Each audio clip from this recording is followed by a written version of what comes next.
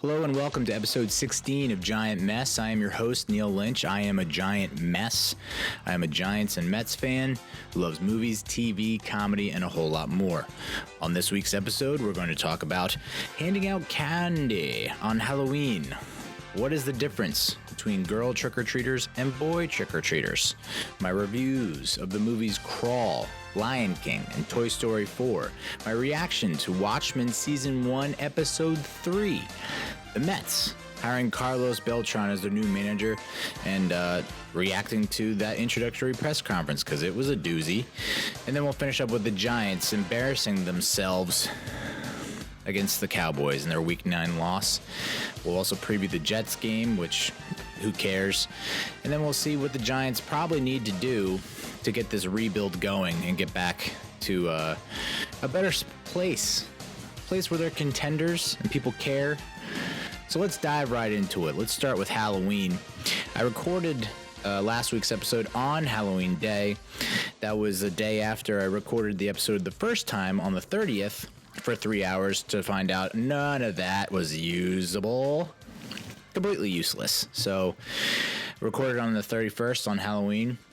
That night, we got dressed up. My wife had big plans.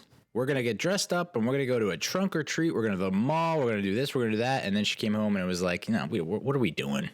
What are we thinking? You know, we have a baby who's like just turning 14 months old today on the 5th of November. Remember, for all you V for Vendetta fans, of which there are probably none. So she came home and she's like, nah, I'm not feeling it. Let's just get dressed up. We'll take the photo for that Instagram clout. And we dressed as the Flintstones. I was Fred, she was Wilma, and the baby was Pebbles. Not Bam Bam. Pebbles, I believe, has the bone hair clip, bone whatever, in her hair, and so that's what Bree was. I tried to take pictures of her in the morning, and that was just like... I can't imagine if anyone walked by our house when I was trying to pull that photo shoot together. I mean, Bree was not having it. Just crying her tiny little face off, her cute little pudgy cheeks, just crying, tear-soaked cheeks. And, I took a million pictures, and I'd say 999 of those pictures were her just screaming her face off. And I got one, which I thought was okay. I was like, oh, she's not crying or screaming in this one. And, of course, I posted it, and I showed it to my wife, and she's like, did you post this? And I was like, ooh, yeah. And she's like, yeah, you can tell she's been crying. Like, her face is swollen, her eyes are red. Like, are you an idiot? And, yeah, I am a total idiot. Sorry about that. But we got dressed up and handed out candy, which we've now been in this house for 2 Halloweens. And prior to that, I lived a single man's life, the bachelor life, where in a city, in Hoboken, from 04-ish to, 2014, we moved to Weehawken, and no one trick-or-treats in Hoboken or Weehawken where I was, and amongst the apartment buildings. That just doesn't happen. So, and I was in college for all the other Halloweens. So it's been... In terms of handing out candy, I don't think I've ever handed out candy on Halloween. So this was a first for me, because last year we were both working and we got home too late. By the time you get home, it's done. Everyone's in bed, with a belly full of chocolate. So this was the first time that I got to hand out candy, and I'm a noob. I'm also very flexible. People walk all over me. That's just kind of my shtick. I just let things happen. I'm not a disciplinarian, never have been. I'm not the kind of candy hander outer that is going to be like, only take one. That's just not my game. That's not my philosophy. I loved it though. It was enjoyable. There was one of the few things I've enjoyed this past year was handing out candy to little kids, just seeing how excited they are for shit that is just awful for them. Just like sugar bombs that ultimately could lead to diabetes. But just seeing their faces and seeing how excited they were and they're yelling trick or treat, and it was just fun. I thought I bought way too much candy, like 150 plus pieces. And the first trick or treaters show up at like 4 p.m. Completely caught me off guard. And I was like, oh, and you completely forget that normal kids most kids that are in school, they're out of school at like 2 or 3 o'clock. So they got all kind of time on their hands, and they're out there moving and shaking after post 3 o'clock. Completely past. I just didn't remember that at all because it's been so long. And Bree, like, we keep her in daycare at her school until like the last possible minute. I pick her up at 6:29 p.m. and the cutoff is like 6:30. So I'm not thinking 3 p.m. I got to get my shit together, and so I kind of had to hustle and get the bag, open the bag, and get it out there to the kids. But it was a great time. I was not dressed up for most of the candy dispersion, candy distribution. Wasn't dressed up for most of that. But I will say this. And this is not sexist because it's true. I should have documented it. Should have had like a Nest or a Ring camera just showing how the difference between girls and boys when it comes to trick-or-treating. Most girls, most boys. Girls say trick-or-treat, very nice. I would extend the candy and just, I wouldn't even say anything. I just like, oh, happy Halloween. And I'd extend the candy bowl. I didn't say, you can only take one. I just, hey, this is on you. This is your decision. You make an executive decision. You decide how much you need. There's a lot here. Do you want all of it? Do you want none of it? What's going on? And the girls, to a T, trick or treat. And they would look and look and look and kind of look and look and look and look. And I don't know if I want that. I might be allergic. And they kind of do a quick survey analysis of what's in the bowl, and then they reach in and they pull out one, and I go, you can take more than one because there's more than one type in there. I got 4 different types. There's 4 choices. You can take more than one. You can take one of each, which is preferable. You can take a handful. I think that's allowable in my book. And the girl goes, no, thank you. That's all I need. Thank you. So the girls are very, to a T, usually very polite. And we'll only take one piece of candy because they, I guess even at age 7, they're body conscious. It's crazy. The boys are a totally different story. And the boys will come up and they'll just take as big a handful as they can with one hand. Not even, some of them don't even say trick or treat. They just go, they ding dong, open the door. I say happy Halloween. And they're like, yeah. And they just take a handful, put it in their bag, and they're gone. Just no pleasantries exchanges. Like, this is strictly a business deal. You're a giver, I'm a taker. Let's do this. No strings attached. No emotions. All right? We all know what this is. We all know what the game plan is here. Don't catch feelings, right? So that's what most boys do. And there were like a handful of middle schoolers that just like don't even dress up. Like, you're just gonna go around house to house with a bag and kind of half-ass trick or treat, say trick or treat, like a trick or whatever, and then I'm supposed to give you candy. Like, oh boy, I don't know if we're going on the traditional system. I know I sound like old man shouting at the clouds, back in my day type of thing. But if you're not wearing a costume back in the day, you're not getting candy. I mean, it's simple as that. So I was kind of like, I don't know. Yeah, there you go, guys. Enjoy your not deserved candy. And then there was the last group, and this one kind of caught me off guard. We were actually in our costumes for this, and I actually fit into the Fred Flintstone costume because it's a giant moo-moo. It's like if you've seen the Flintstones, Fred wears just like a giant sleeveless moo-moo t-shirt type thing, nightgown. There's no sleeves, but it goes down to his knees. A very odd looking shirt / nightgown, whatever the hell it is. And so it's like, if I can't fit in that Fred Flintstone costume, we're going to have problems. Last week I talked about David S. Pumpkins, how I bought that suit last minute. They were out of my size, so I went a size smaller and just kind of crammed into it. Almost burst. This one was like plenty of room, lots of air, and I didn't feel like a fat fuck for once in my life. But then again, it's like you're playing Fred Flintstone, who's a pretty beefy dude. So it fit me, but it was also like, wow, it's, it's sad if I can't fit into this, and I did. But the thing was, I kind of just, as soon as she opened the package with the costume, I didn't think it through. So I just took off my jeans and my shirt, and I just put on this moo-moo, Fred Flintstone moo-moo, whatever the hell it is. And all I was wearing underneath it was my boxer briefs. So, kind of awkward for me. I don't know if anyone who was trick-or-treating noticed or would care or even think about it, but like there was a very thin layer between love and hate. There was a thin layer between them and my boxer briefs and my balls. So that was, I got in my head about that. I was like, oh, I feel weird. Like maybe I should put on some mesh shorts. I'm handing out candy to little kids where there's this, I'm basically naked, which is not the case. I had there was 2 layers until, the peen. So, but that last group, I answered the door. Ding dong, I answer the door, and it's a kid who had his back to me, and he turns, because it took a while for me to get to the door. I don't know what we were doing, but it just took a while to get to the door. So it's ding dong, takes a while, open it, and there's a kid who's like his back to me, and he turns around, he's like out of breath. And he's just like, I'm sorry. We tried to ding dong ditch you, and it didn't work. I'm sorry. And I'm just like, it's fine. It's fine. It's totally cool. Don't worry about it. You're not a snitch or a rat. Like, snitches get stitches. You're not going to get stitches. It's fine. And then all of a sudden I hear, like all these kids screaming, and they come around the side of the house and they're like, we got you. We got you. And I'm like, yeah, you got me. I'm totally got. You done got me. I got. So that was just fun, but like huge group. And this is like late at night, so it's dark.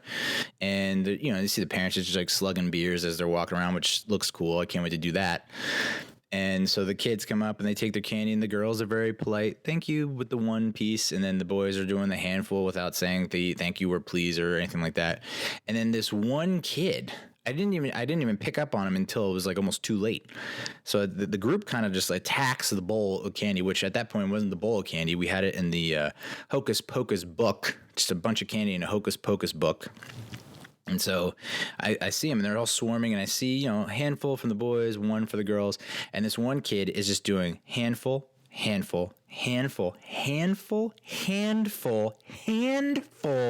This kid was on the 6th, 7th, maybe the 8th handful before I was like I was literally trying to close the book on this kid. Like, you got enough. Like you took the lion's share of this candy. We've had dozens of visitors, and you by far have the highest volume. Congratulations. And I almost like snapped shut the cover on the book so that he would take off, and he went off. But like, whoo boy, the balls on this kid. And of course, you always see these videos like posted the next day, like Ring or Nest videos, the outdoor security camera looking at people, and some of it's like social experiments, like let's just see what happens if we put the bowl of candy out there. One of the video, and there's the good and the bad. Like the good is this kid dressed up as a vampire Dracula. He comes up to the house, you see him approach, you see him look in the bowl, and he's like, it's empty. What do I do? And then he kind of just goes into his bag, grabs a handful, and places a handful of his candy that he's accumulated back in the bowl. You're like, oh God. So there's still some good in the world. And then the next video you watch is just like this fat, there's no other way to explain it. This woman is fat. Fat's a word. It's an accurate word to use to describe someone who's obese or overweight. And this person was fat with a capital F, a capital A, and a capital T. And she approaches with her son, who I don't even know what he's dressed as. I completely forget. And they see the bowl, and then just shoveling candy into the bags. The whole bowl. Just the whole bowl gone because of these two fat fucks. So you get the good and the bad with trick-or-treaters.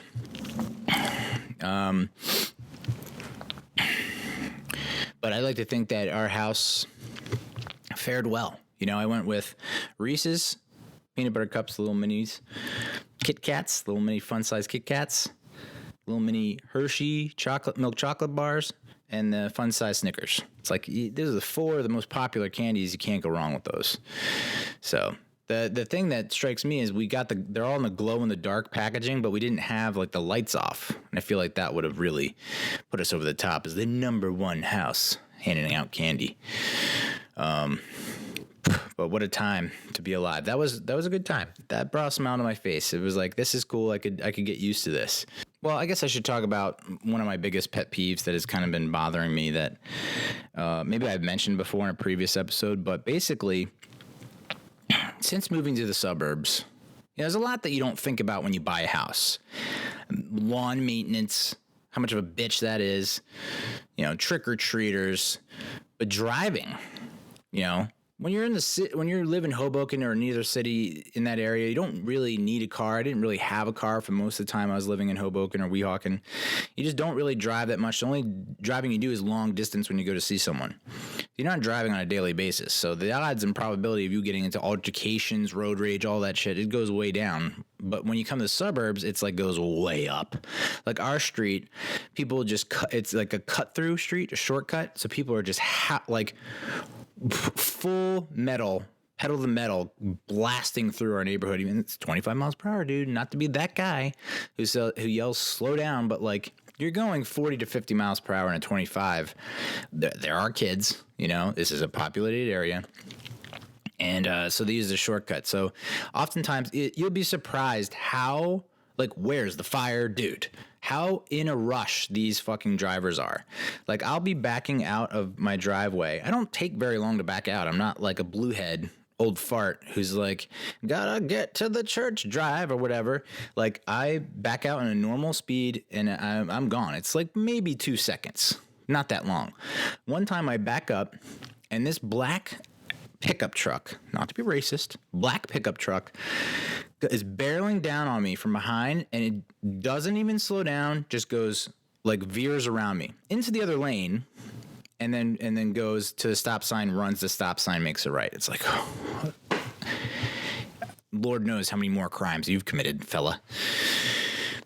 Of course, I wrote down his license plate like I was going to do something, never did. I have a whole list of license plates that I've never done anything with.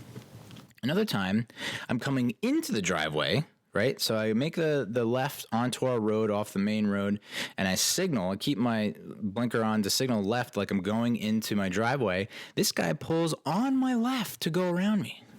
Guy, what are you doing? I'm obviously making a left into my driveway. You cannot be in that much of a rush. Of course, he like slammed on his brakes and looked at me like, what are you doing? I'm like, I'm going home. Let me go home in one piece without having some kind of dispute or confrontation or court appointment. But this one, and so that's just around my house. Every intersection that I've come across in this godforsaken town, you pull up to where the stop line is, which is, I guess, is a suggestion, and I ignore it every time. Because if you pull up to that stop line, you can't see the traffic in either way. Like, you're looking, and all you see is a mound or a tree or a bush or some other type of ridiculous obstruction that should have been cleared years ago, and you can't see. So you're risking your life, and you're rolling the dice if you stop at that stop line and try to make a turn. So what do? I guess you stop at the stop line, but I always, like, creep a little bit more over the stop line into a safe spot where I'm not in the road, but I can at least see what the hell's going on. So one time I stop at the stop line and I creep a little bit, and this guy making a left-hand turn was not making a proper left-hand turn, was trying to cut the corner, and he almost hits me in the front. And he goes, there's a stops, rolls down his window, and it's like, okay, what? So I need to look at you so you can get the fuck out of the road so other people can turn, so I can turn. So, of course, I turn, and the guy's like waiting. I was like, I'm not going to look. And, of course, he's just waiting there. And eventually I look, and he's like, there's a stop sign, and then just takes off. And it's just like, rage, like blood pressure all the way through the roof. Like, I don't know how to, I'm not emotionally equipped to handle that. But dude, you need to be where I am right now. If you have driven these streets, these mean streets of Wayne, New Jersey, you would know that you can't fucking see around this corner unless you pull up to see what's coming. Otherwise, you get a collision on your hands and insurance is not going to pay for it. So the same thing happens when I'm trying to get out of this little development we're in, pull out into the road to get onto the main road. And if I stop at the stop line, you cannot see jack shit, and there's a bend and there's a curve. So it's like you doubly cannot see what's coming around the corner. So you have to pull up a little bit above the stop line just so you can have a clear sight, sight path of sight, path vision, path, sight, line of vision. And so I do that. And the people who make a left onto our street always get a little perturbed, and they're bothered because they have to make an appropriate left-hand turn 90 degrees instead of cutting the corner. So they always get a little annoyed. This motherfucker, and it's an older guy, and guess what he's driving? A Beamer, obviously. Beamer, Benz, and Bentley. If you drive one of those three, you obviously have some kind of right. You have your royal blood, your royalty. You're better than all of us. There's something in your DNA that suggests you are an elite person. So it's such a huge bother to make an appropriate left turn around me because I'm sticking out so far in the street, that he goes on the other side of me, down the wrong way of the street. So there's two lanes, one in each way. I'm in the right lane trying to make a left. All right, so I got to budge out a little bit so I can see what's coming down the road and I don't get cold cocked. He's supposed to make a left in the right-hand lane across me, so come around me. And instead, he goes on the right side of me, which is definitely 1,000% narrower and less space than what's on the left side of me. What the fuck are you doing, dude? Honest to God, it flummoxed me. I couldn't get over it. It bothered me for the rest of the night. I was just like, I cannot believe that guy did that. You would have thought like I was all the way out in the road and like his only choice was to go on the right side. It's like, no, dude, just take your time and go around, like make a normal left turn. Instead, he makes a turn on this side of me. And I'm sure he was thinking the same thing. Like, look at this asshole pulling all the way out into the street. It's like, no, guy, I'm making a left. And and hey, I'm looking out for my fellow drivers. I'm in a position where I'm still in my lane, but I've given enough space to someone who wants to make a right-hand turn and not want to wait behind me. I'm actually being courteous, and you're taking that and you're throwing it in the trash. Well, good luck. Hope you crash. So I'm all kinds of fired up about driving around here. It just always, it's anytime I get in the car, it's like I'm prepared for war. It's like there's a battle coming and I'm going to lose 9 times out of 10, but like I have prepared myself for battle. Everyone else out there on the road is out to get me. I know that for a fact.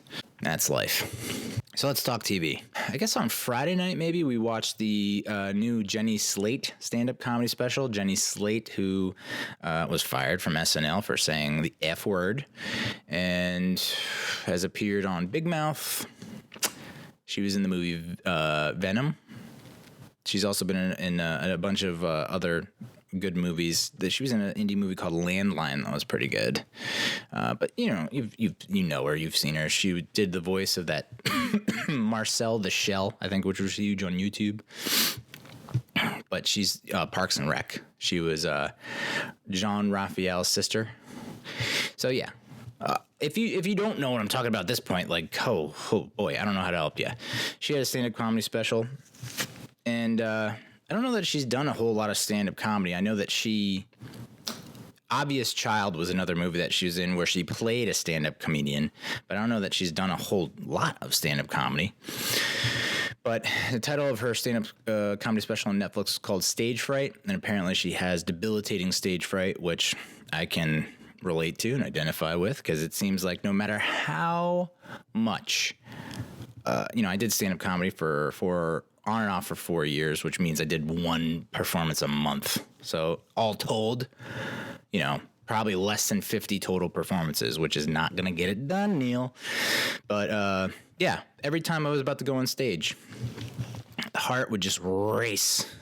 You get it under control. You do all these breathing exercises. There was something that one of my coaches sent me that supposedly Jerry Seinfeld does, where you touch certain points on your head and your body and your thing, and it's like there's chakra or something like that, and it's supposed to calm you down and get you focused. And I was like, I can't do that in front of people because I still care what people think about. So yeah, I get it. Stage fright, big time. And, sometimes, and I would always ask my wife, could you tell that I was like shitting bricks up there? She's like, no, you look pretty calm and collected. Like you never looked like you were panicked or sweaty or anything like that. I was like, oh, well, I was crumbling inside. So I get it.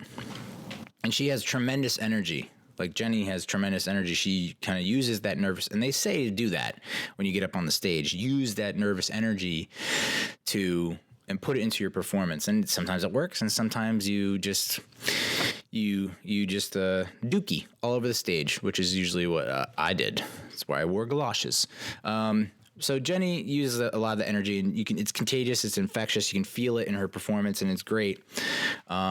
And I appreciated most of the special because there's this new thing that comics are doing with their specials. They're trying to make it special. They're trying to make it as personalized as it can be. It's almost part documentary, part comedy special because she has a camera crew come into her childhood home, and they interview her grandmas, her sisters, her parents, and you can get a better sense of who she is as a person and why she is the way she is, which is smart. And I like that with these specials. They kind of break it up. There's a chunk of material, and then you kind of see the documentary material will either lead into that section of the comedy to kind of preface you, to give you some context, or it'll be like a nice end cap on what, she'll talk about them, and then you get to see them in action. So I kind of like that format, that structure. The only problem I had with it, and it's like, I don't know that I'll ever get over this, and I can understand why she might feel this way, but for someone who's supposed to be, I guess, progressive and open-minded and vocal about, what's going on in our culture with regards to like Me Too, Time's Up, she had a whole section about that, but she also talked about, how she was bullied and jock culture. And some of it was funny, when she's talking about the football teams, and like, I just think it's darling that them and all their best friends dress alike. And, her talking about Gronk and Brady, like pregame talking, like that was good stuff. But also, like, there's some sentiments, and a lot of what she says regarding like the word patriarchy just throws me off. And I know what it means, and I understand that it's happening, but it almost feels like a personal attack on me. And she even says that, white men, like, how can you be a white man and not have confidence? It's like, bing, bing, bang, bang, bing, bing. I'm a white man. I have no confidence. Like that, you're looking at it right now. If you're watching the video, if you're listening to this is a white man with zero confidence. In comedy, you punch up, correct? You make jokes about people who are strong or handsome or powerful because, they've been given, they are above you. So you punch up. You don't want to punch down. You don't want to, crack wise about, or you shouldn't crack wise about like the homeless or the underprivileged or, the impoverished or, the marginalized and whatnot. That's kind of verboten now, right? Verboten? I don't know. So, so what's left? So you white people, because there's a lot of them. There's a lot of us, even though we all come from different backgrounds, which I've tried to point out in that post I did about the Black Panther. It's like white people. I just like that there's African American, Hispanic, Latino, white people. It's just like it encompasses such a large swath of this planet. White people. Russians, Germans, Americans, Canadians, all the different countries in Europe. It just seems a little like it's such a general statement about white people. So I guess you're punching up because there's more of us. And if you appear white, then you have a leg up in this world, which, yeah, I mean, I guess there is a subtle advantage, unbiased advantage, that we're now swinging the other way, right? So like used to be, I can't hire a black guy, super racist hiring process, to we now might be overcompensating and saying, well, we positively cannot hire any white people. We need to be as diverse as possible, regardless of talent or capacity or anything like that. So I think there's a balance. There's somewhere in the middle that we can meet. But anytime it just seems like an easy out these days. Like, let's just constantly shit on straight white men. And I get it. I understand.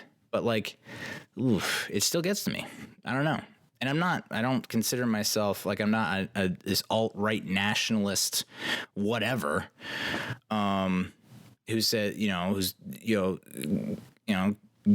screaming white power. That's not who I am. I just like, hey, let's not generalize too much. Anyway, she was talking about this in high school. She like grew up appreciating 90s R&B and hip hop. She bought the Crazy Sexy Cool CD by TLC, which I think we all had growing up in high school. And so because she saw this group, she liked this group, she listened to this group, she saw what they wore in the music videos, she would kind of dress like, Lisa Left Eye Lopez or Salt and Pepper, whoever. And she said, I didn't know it was appropriating that culture. And to me, and I'm probably wrong about this, but my own personal definition of appropriation is like, you don't know shit about the other culture, but you just kind of adopt what you think, you know what I'm saying? Like, to me, if you see, just take race out of it or anything like that.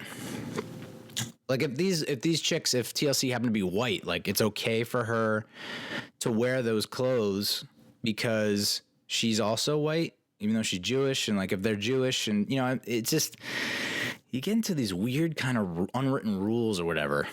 So I can understand how, someone who has maybe little to no exposure to a culture or doesn't like a culture, then dressing up as that culture and demeaning it or making fun of it versus, oh, I really like this group and I like the way they dress. I'm going to dress that way because you want to be part of that community.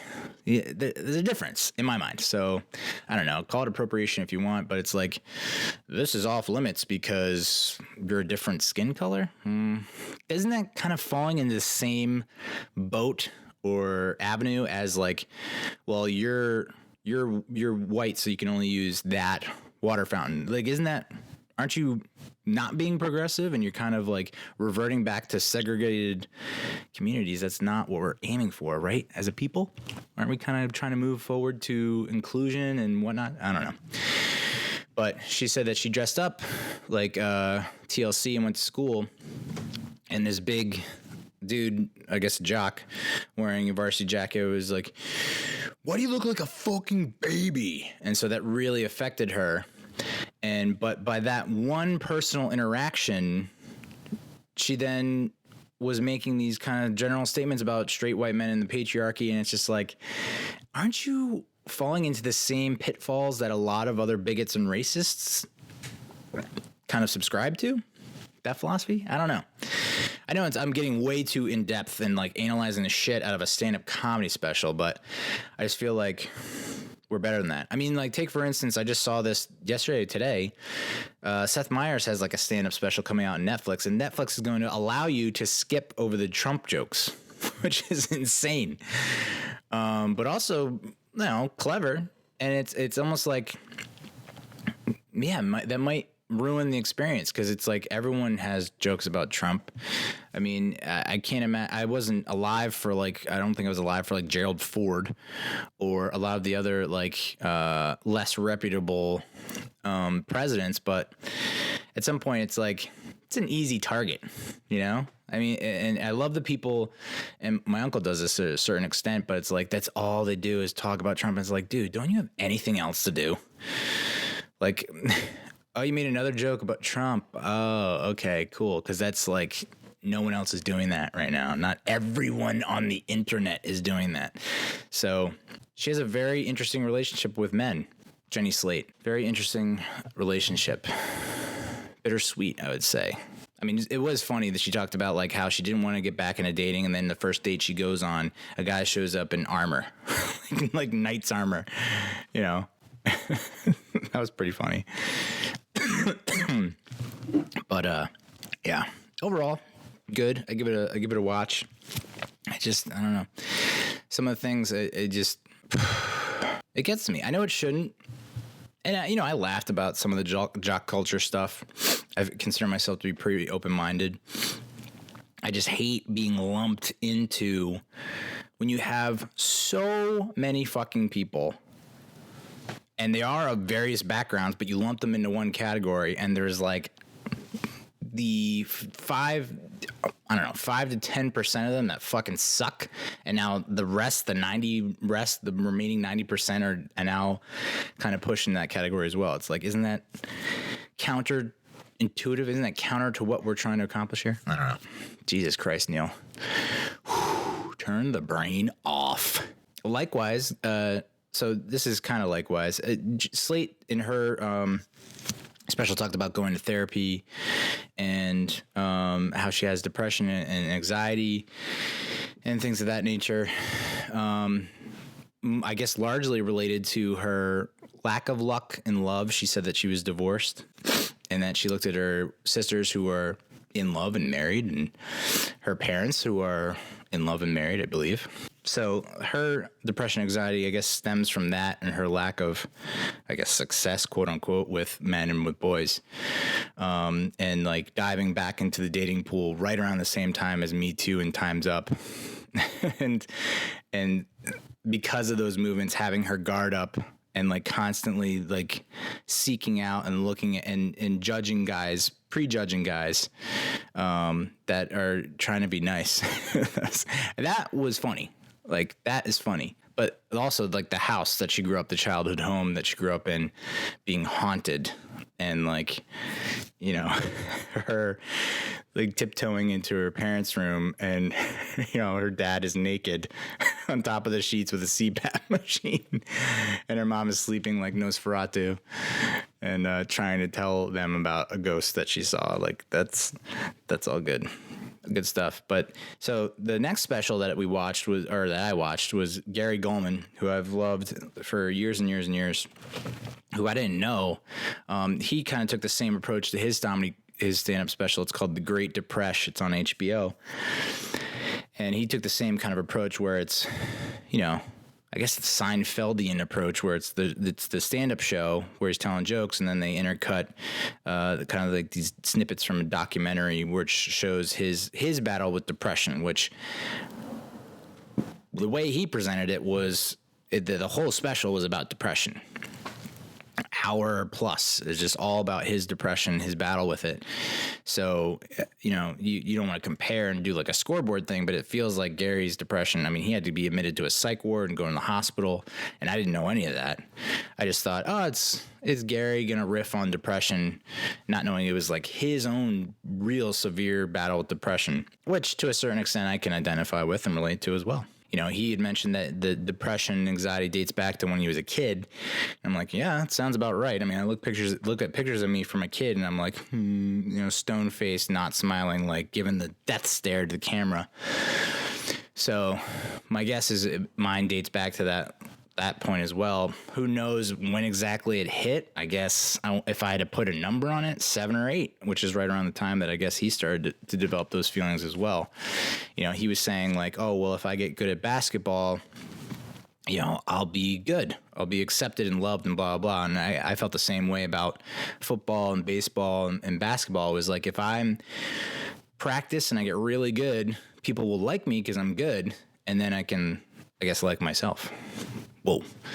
So, yeah, I don't think I was fully prepared to dive into this special by Gary Gulman, but he did a phenomenal, tremendous job with it as always. He if you're looking to get into stand-up comedy or just appreciate stand-up comedy, he's been doing like writing tips or tips on comedy on his Twitter. He has like, it was at 150 some odd tweets already. He just keeps going and going, which is great. But, you know, he was talking about all the different, like, medications he's gone on, and I'm just thinking to myself, like, okay, I've been on one medication, and I felt like a zombie the entire time, where it's just like I didn't want to do anything. I felt like nauseous. And it's like he rattled off like a dozen plus medications that he's been prescribed and he's taken. I'm just like, I don't want to go through all that, dude. Like, how do we not figured it out? as a scientific community, as medically advanced as we are technology-wise, can we just like do a CAT scan or MRI on the old brain, and like there's a dark spot, and we say, oh, this is the volubilis part of the brain, and this requires the Dominic's pill. Like, it's just, I don't know. It's just crazy to me that there are so many different brands, so many different side effects and whatnot, that you have to go through that whole thing. And eventually he ends up saying that it used to be called electroshock therapy.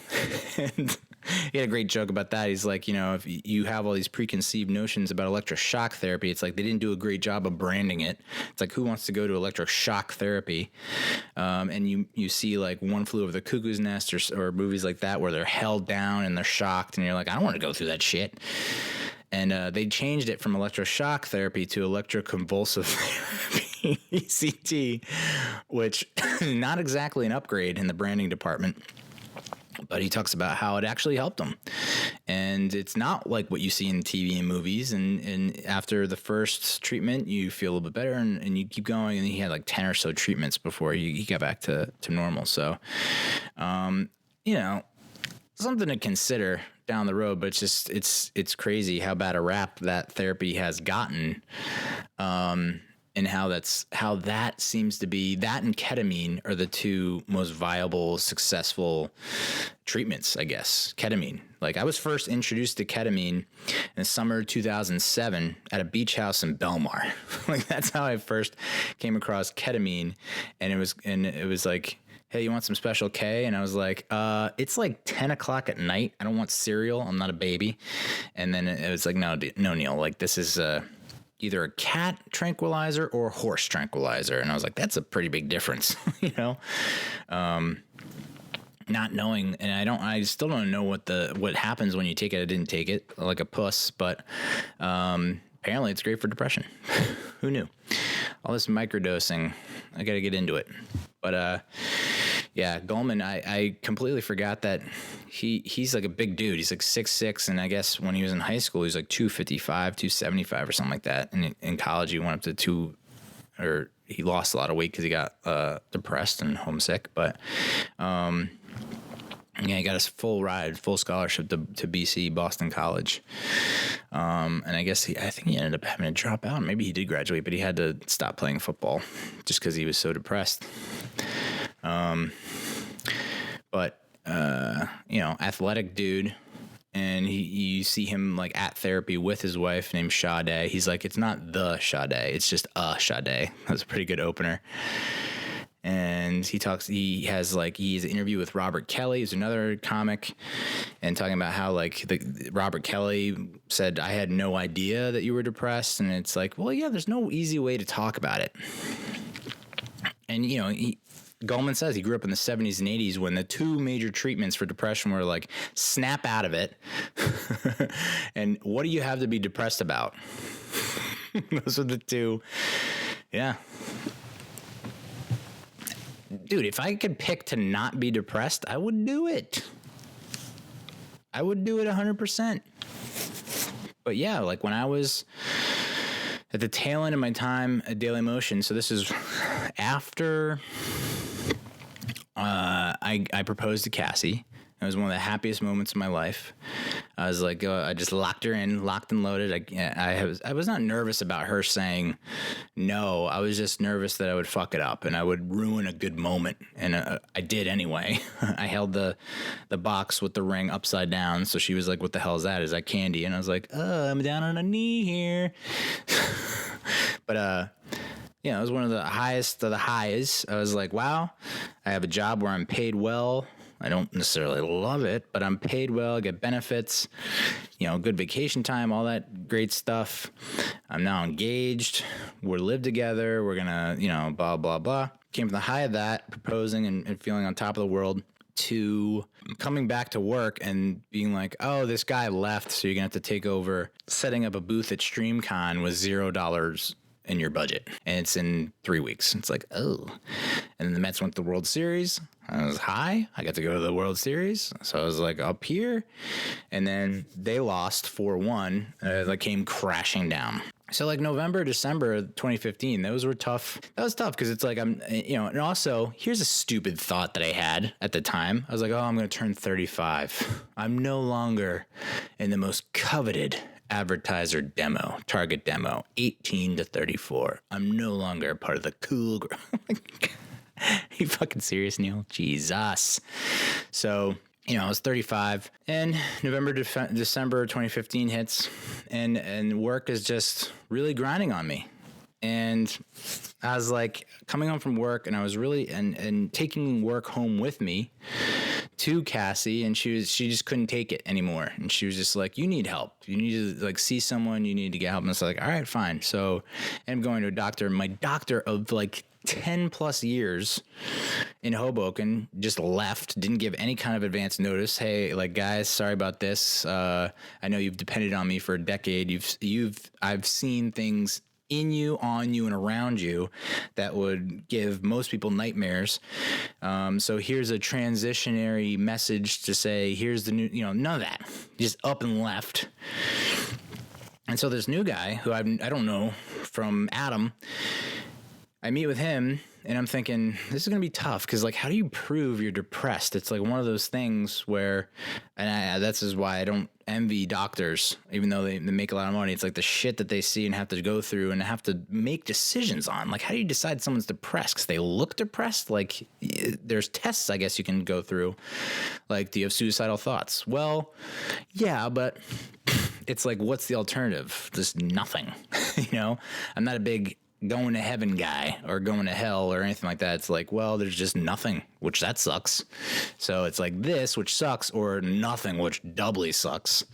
So no on that. But yeah, sure, I've thought about it because it's like what happens, but no, I don't want to do that.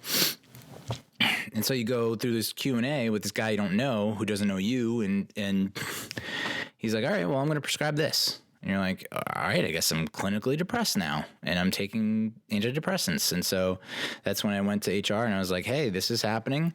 Maybe I need to take a mental break. And so that's what we ended up doing, I think, for a month from December into January, where it's just like, let's just try and acclimate to this new drug that's in my system and let's come back refreshed and try and figure it out. And I came back and the medication just sucked big time. And I was in a horrible state of mind, nauseous, and just felt off all the time. Went back to work and tried to put on a happy face, like, yeah, I'm all better now. And people were like, why were you out? And you're like, oh, I just had to take care of some personal issues. And one person thought I had cancer. It's like, guys, if I tell you depression, you'll laugh in my face. So I didn't tell anyone about the depression. I was just like, I'm just going to plow forward. I said, it's a personal issue. It's behind me now, which it wasn't. And I was there for like maybe a month or so more. And ultimately I was like, I just said, what's the point? None of this matters, and my boss ended up saying to me, my job is not to make sure that you're happy. My job is to make sure that we're productive and that we make money, that we're profitable. Productive, efficient, profitable were the things that he said. I don't care that, essentially saying it's not my job to make you happy. And I was like, okay, I don't want to do this anymore. Because in my mind, if you're an effective manager, right, that's part of it. Is like if your employees are engaged and motivated and passionate and feel like their work matters and there's significance and they're having an impact, I think you're going to get more productivity. You're going to get more efficiency, and you're going to ultimately get more profit because the people that you avoid burnout. Like I had burnout, and so I think those go hand in hand. But he just did not. He didn't care. Or maybe he cared, but he had to put on like a corporate face about it. I don't know. So I've suffered through it. I don't think it was to the extent that Gary Gulman suffered through it. But then again, I'm going to turn 39 in a couple days, and I think he went into the hospital psych ward like 2 years ago, and I think he's like maybe he was 17 in '89, so he's like 9 years older than me. So we'll see in the next decade what goes down.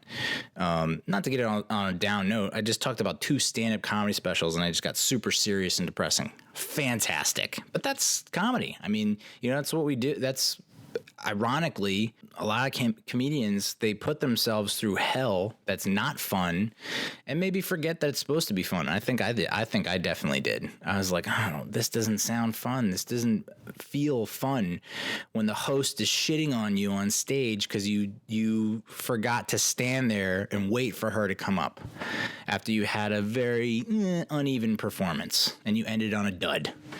Like, cut me some slack, lady. And also, your name is like Peaches or some bullshit. Like, you get some fucking made up name to make yourself to seem more personable and have a personality. Like, get the fuck out of here. Whew. Intense cities. But I still recommend it. I mean, I know I'm making it out to sound like it is depressing, but it's about depression, but it's funny. So, and if I had to say pick one over the other, you're short on time, I'd probably go Gulman over Slate, even though, I think more people are familiar with Slate. Gulman's got it going on. So that's the stand-up comedy specials I watched, both of them. Let's talk about Watchmen. Season 1, Episode 3. She was killed by space junk. This one focuses, so the first 2 kind of focused on Angela Abar and White Knight and her relationship with Judd, played by Don Johnson, Judd Crawford. And this one focuses on an FBI agent named Lori Blake. And if that last name sounds familiar, then you probably already know where this is going. Turns out Lori Blake, the backstory on her, she was one of the Watchmen. And so, and this is what makes the series so appealing to me, is that for the diehard fans that read the graphic novel over and over and know it inside and out, those people can see a lot of this coming. And for those viewers, it's more about presentation, delivery, servicing. But for people like me who've just seen the movie and not read the graphic novels, and still have a sense of what's what and know what's going on, I still appreciate everything that they're putting into it in terms of anticipation, build up, and then eventual climax reveal, the setup and reveal. I still appreciate that deeply. And if you haven't seen the movie or read the graphic novels, oh boy, what is your mind like right now? So we open with Lori, this woman who's an FBI agent. She is in this intergalactic phone booth. She's dialing a phone that transmits a message to Mars, where Dr. Manhattan is, and she's telling a joke about a bricklayer. And it looks like she messes it up. And you're like, okay, seemed like a waste of an open. Like, what a weird opening scene. Like, I felt like that was supposed to be more poignant, more powerful, and it just kind of left you hanging, which is the beauty of that scene. Because we next see her at the bank, where it appears that she's robbing the bank. And it was all a ploy to lure out this masked hero, this vigilante they call. I guess his name is Mr. Shadow. And because vigilantism is illegal, the vigilante tries to take off and she shoots him, I guess, dead? They carried him out on a stretcher, but I don't think they covered him. But maybe they did cover him. But she says that he's not a hero, he's a joke. And she was telling a joke in that opening scene. So, she keeps saying joke and jokes. So you're like, and what's your name again? And you find out her name is Lori Blake, which, if you've been following Watchmen, the comedian, his name was Edward Blake. And he had an affair with the original Silk Spectre, which I forget her name. I want to say it was like Susan or something like that. But he originally, I guess, sexually assaulted her. Not funny. I don't know why I'm laughing. He sexually assaulted her, but then they ended up having a consensual affair, and they gave birth to Lori. So Lori Blake is Edward Blake's daughter. Of course, people wanted the Watchmen, the original Silk Spectre and the comedian wanted to keep it on the down low. Or at least the original Silk Spectre did. She wanted to keep it on the down low. But the comedian was like, come on, we should be open about this, whatever. And so I guess she was raised as a Chobsek was her last name. But then, ultimately she took on Edward's last name. So they had if you remember the movie, what's her face? Oh God, she used to be one of my favorite actresses, at least from an attraction standpoint. Good God, Neal, you're off the rails. She was in Final Girls, she was in Billions, and I can't remember her name. That sucks. Mal Ackerman. Malik Ackerman? Something like that. Last name's Ackerman, first name M something. She plays the Silk Spectre 2. And if you remember the scene where she goes up to Edward Blake and she's like, you're like my dad. And she's like, and he gives her some kind of offhand comment and she's like, or no, I guess she was never told that Edward Blake was her father. And so she tries to like have some kind of she tries to hook up with him or something like that. And Edward's like, no. Like, you don't want to do that. And she finds out he's her dad. Malik Ackerman. I don't know. So Laurie Blake is the Malik Ackerman character from the movie.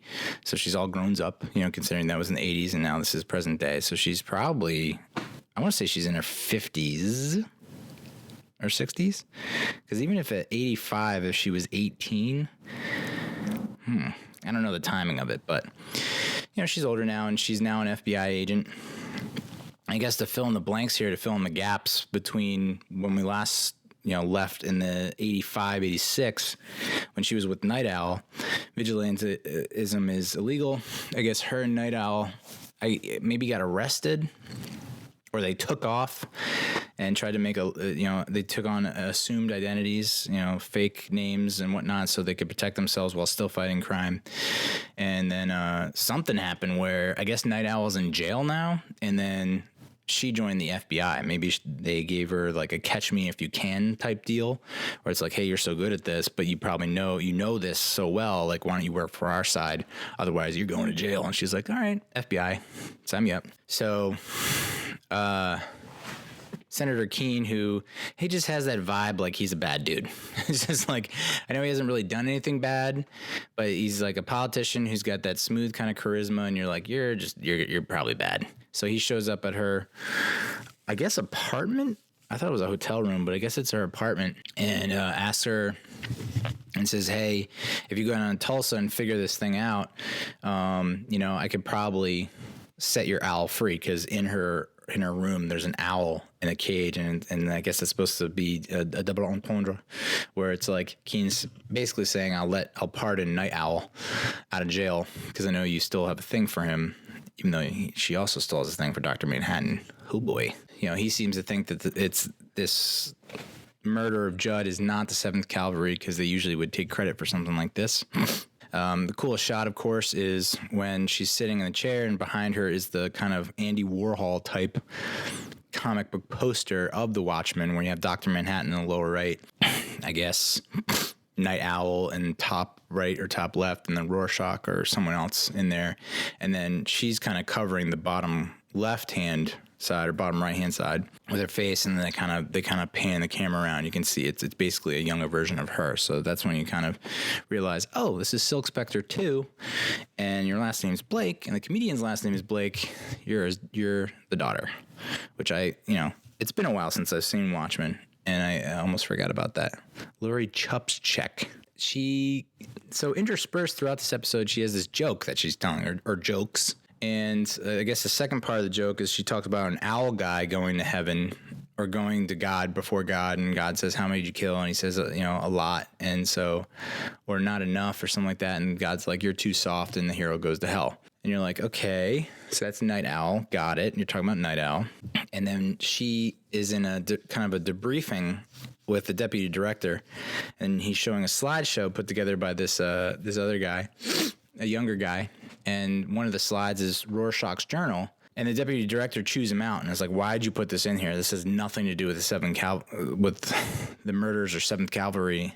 And the guy's like, "Well, they're wearing Rorschach's mask. He obviously has an influence on them." And the deputy director's like, "No, this has no connection to them whatsoever." So it's like this thing goes deeper and further than we know. If the deputy director is completely disregarding the journal, kind of bananas. Lori takes notice of this younger guy who included Rorschach's journal and takes him as her kind of like her assistant into Tulsa. And of course, they have a little tete-a-tete, I guess is, I don't know, did I use that right? Tete-a-tete, like back and forth, where she's kind of shitting on him and making fun of him. And he's kind of standing up for himself and saying, I studied this. It was part of my thesis in my college master's degree or whatever. PhD was studying this and that and this and that. So I'm not just a fan. I know a lot more than what a fanboy would know. This is like my passion or something like that. Like, I take this very seriously. We get a peek of the Millennium Clock, which they briefly kind of talk about, where I guess it was originally built or owned by Adrian Veidt, aka Ozymandias, and it was sold to a lady named Lady True, who we get a glimpse of in the preview of the episode 4. And that's apparently going to be a central piece of episode 4, but they kind of gave you a sneak peek of it in this episode as they fly over. So there's some kind of connection between Adrian Veidt and Lady True, and we'll get more of Lady True in the next episode. The third call, which I guess is the same call, but the third clip of her call is talking about Adrian Veidt, calling him, referring to him as Smarty Pants. God says, "How many have you killed?" And he goes, "Well, I killed 3 million, but I saved millions more." And so God snaps his finger and the hero goes to hell. We see her come up on Red Scare and pirate Jenny. It's almost like, that was a funny part, because like she's coming up, they just pulled up with a windowless van, they bust open the back doors and they pull out this captive, this prisoner, and she's like, "Who the fuck are you?" And he's like, "I am Red Scare." And it's like and she's like, the other one's like, "I'm Pirate Jenny." It's like, I don't really like the name, but that's the name everyone calls me and I have to go with it, but I'm Pirate Jenny. So she kind of realizes how stupid it is that she has to call herself Pirate Jenny to identify herself. But she is ultimately looking to hook up with Looking Glass and meets with him in the pod. She knows his real name. She knows Sister Night, and she knows Sister Night's real name.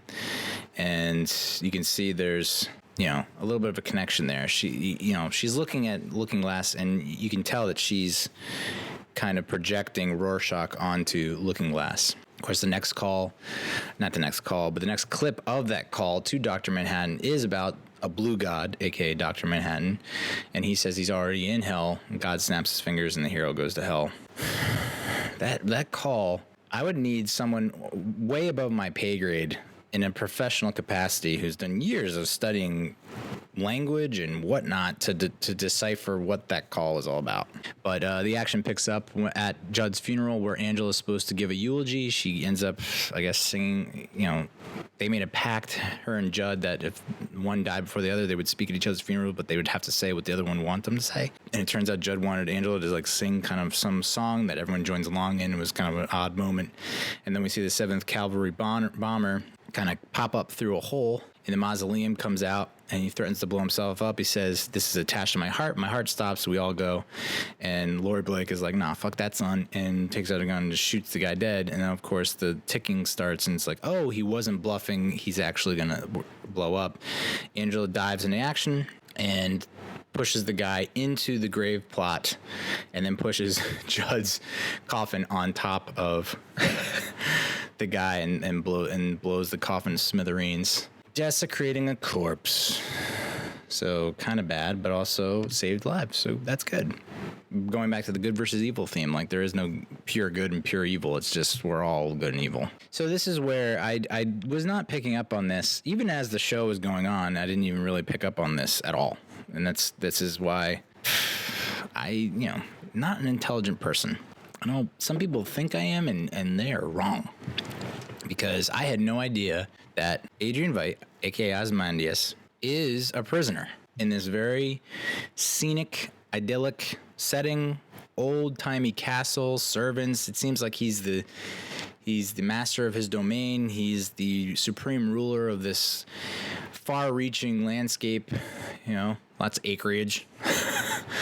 and it seems like he's got it all together and he's on top of the world. But it turns out, he puts one of his clones, Mr. Phillips, in like what looks like either it could be a spacesuit, but it more looked like one of those suits, old-timey diving suits, like scuba suits, underwater suits you'd see back in the day from like 20,000 Leagues Under the Sea, where it's like a tube attached to the guy's tummy, and there's like a big window in the front, and like you're in deep sea diving or something like that. It looked like one of those from what is that video game?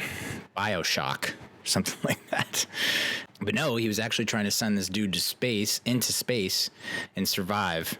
And of course, the clone does not. He freezes to death. And this is how dumb. And I'm not, I need to, like, every time I watch a show this caliber that is so layered and complex and has Easter eggs out the ass, it's like I always got to, like, do research afterwards in order to sound like I know what the hell is going on. And if it weren't for the internet, I would not know what was going on, because you see the next scene, you see Veidt riding a horse. There's like a pirate flag that he rides by, which I'm sure that means something. I was like, I don't know. And then you see him come up to a tree and he picks off a tomato and he takes a bite and just crushes it. And tomatoes don't grow on trees. Like I didn't put two and two together. I was like, I should probably know that. No, tomatoes grow on a vine, a plant from the ground. They don't grow in trees. So that was like, that's clue, I guess. That's the first clue that I should have picked up on, that they're not on Earth, and that he's somewhere else. He's somewhere, But then again, who's to say that he's not? He's one of the smartest people in the universe. So who's to say he couldn't engineer a tree that grows? You know what I'm saying? So it wasn't like, oh, I should see a tomato on a tree and be like, oh, Mars. Nope. Like, I don't know. But he ends up riding up on a horse and shooting a buffalo in the face with an arrow, and he goes to approach the buffalo, and then there's a gunshot, like a warning shot, and you see, he looks up and you see in the distance there's a dude on a horse with a rifle or a shotgun and a hat, and it looks like a mask, and like he's like and so I guess later that night, Veidt gets a letter from this guy who they call the game warden, saying like, you've been warned. Don't make me do this again. If it happens again, there'll be severe repercussions. I hope you like the tomatoes. That little letter sequence of like him receiving and reading the letter and then him responding in the letter. Oh, that was good.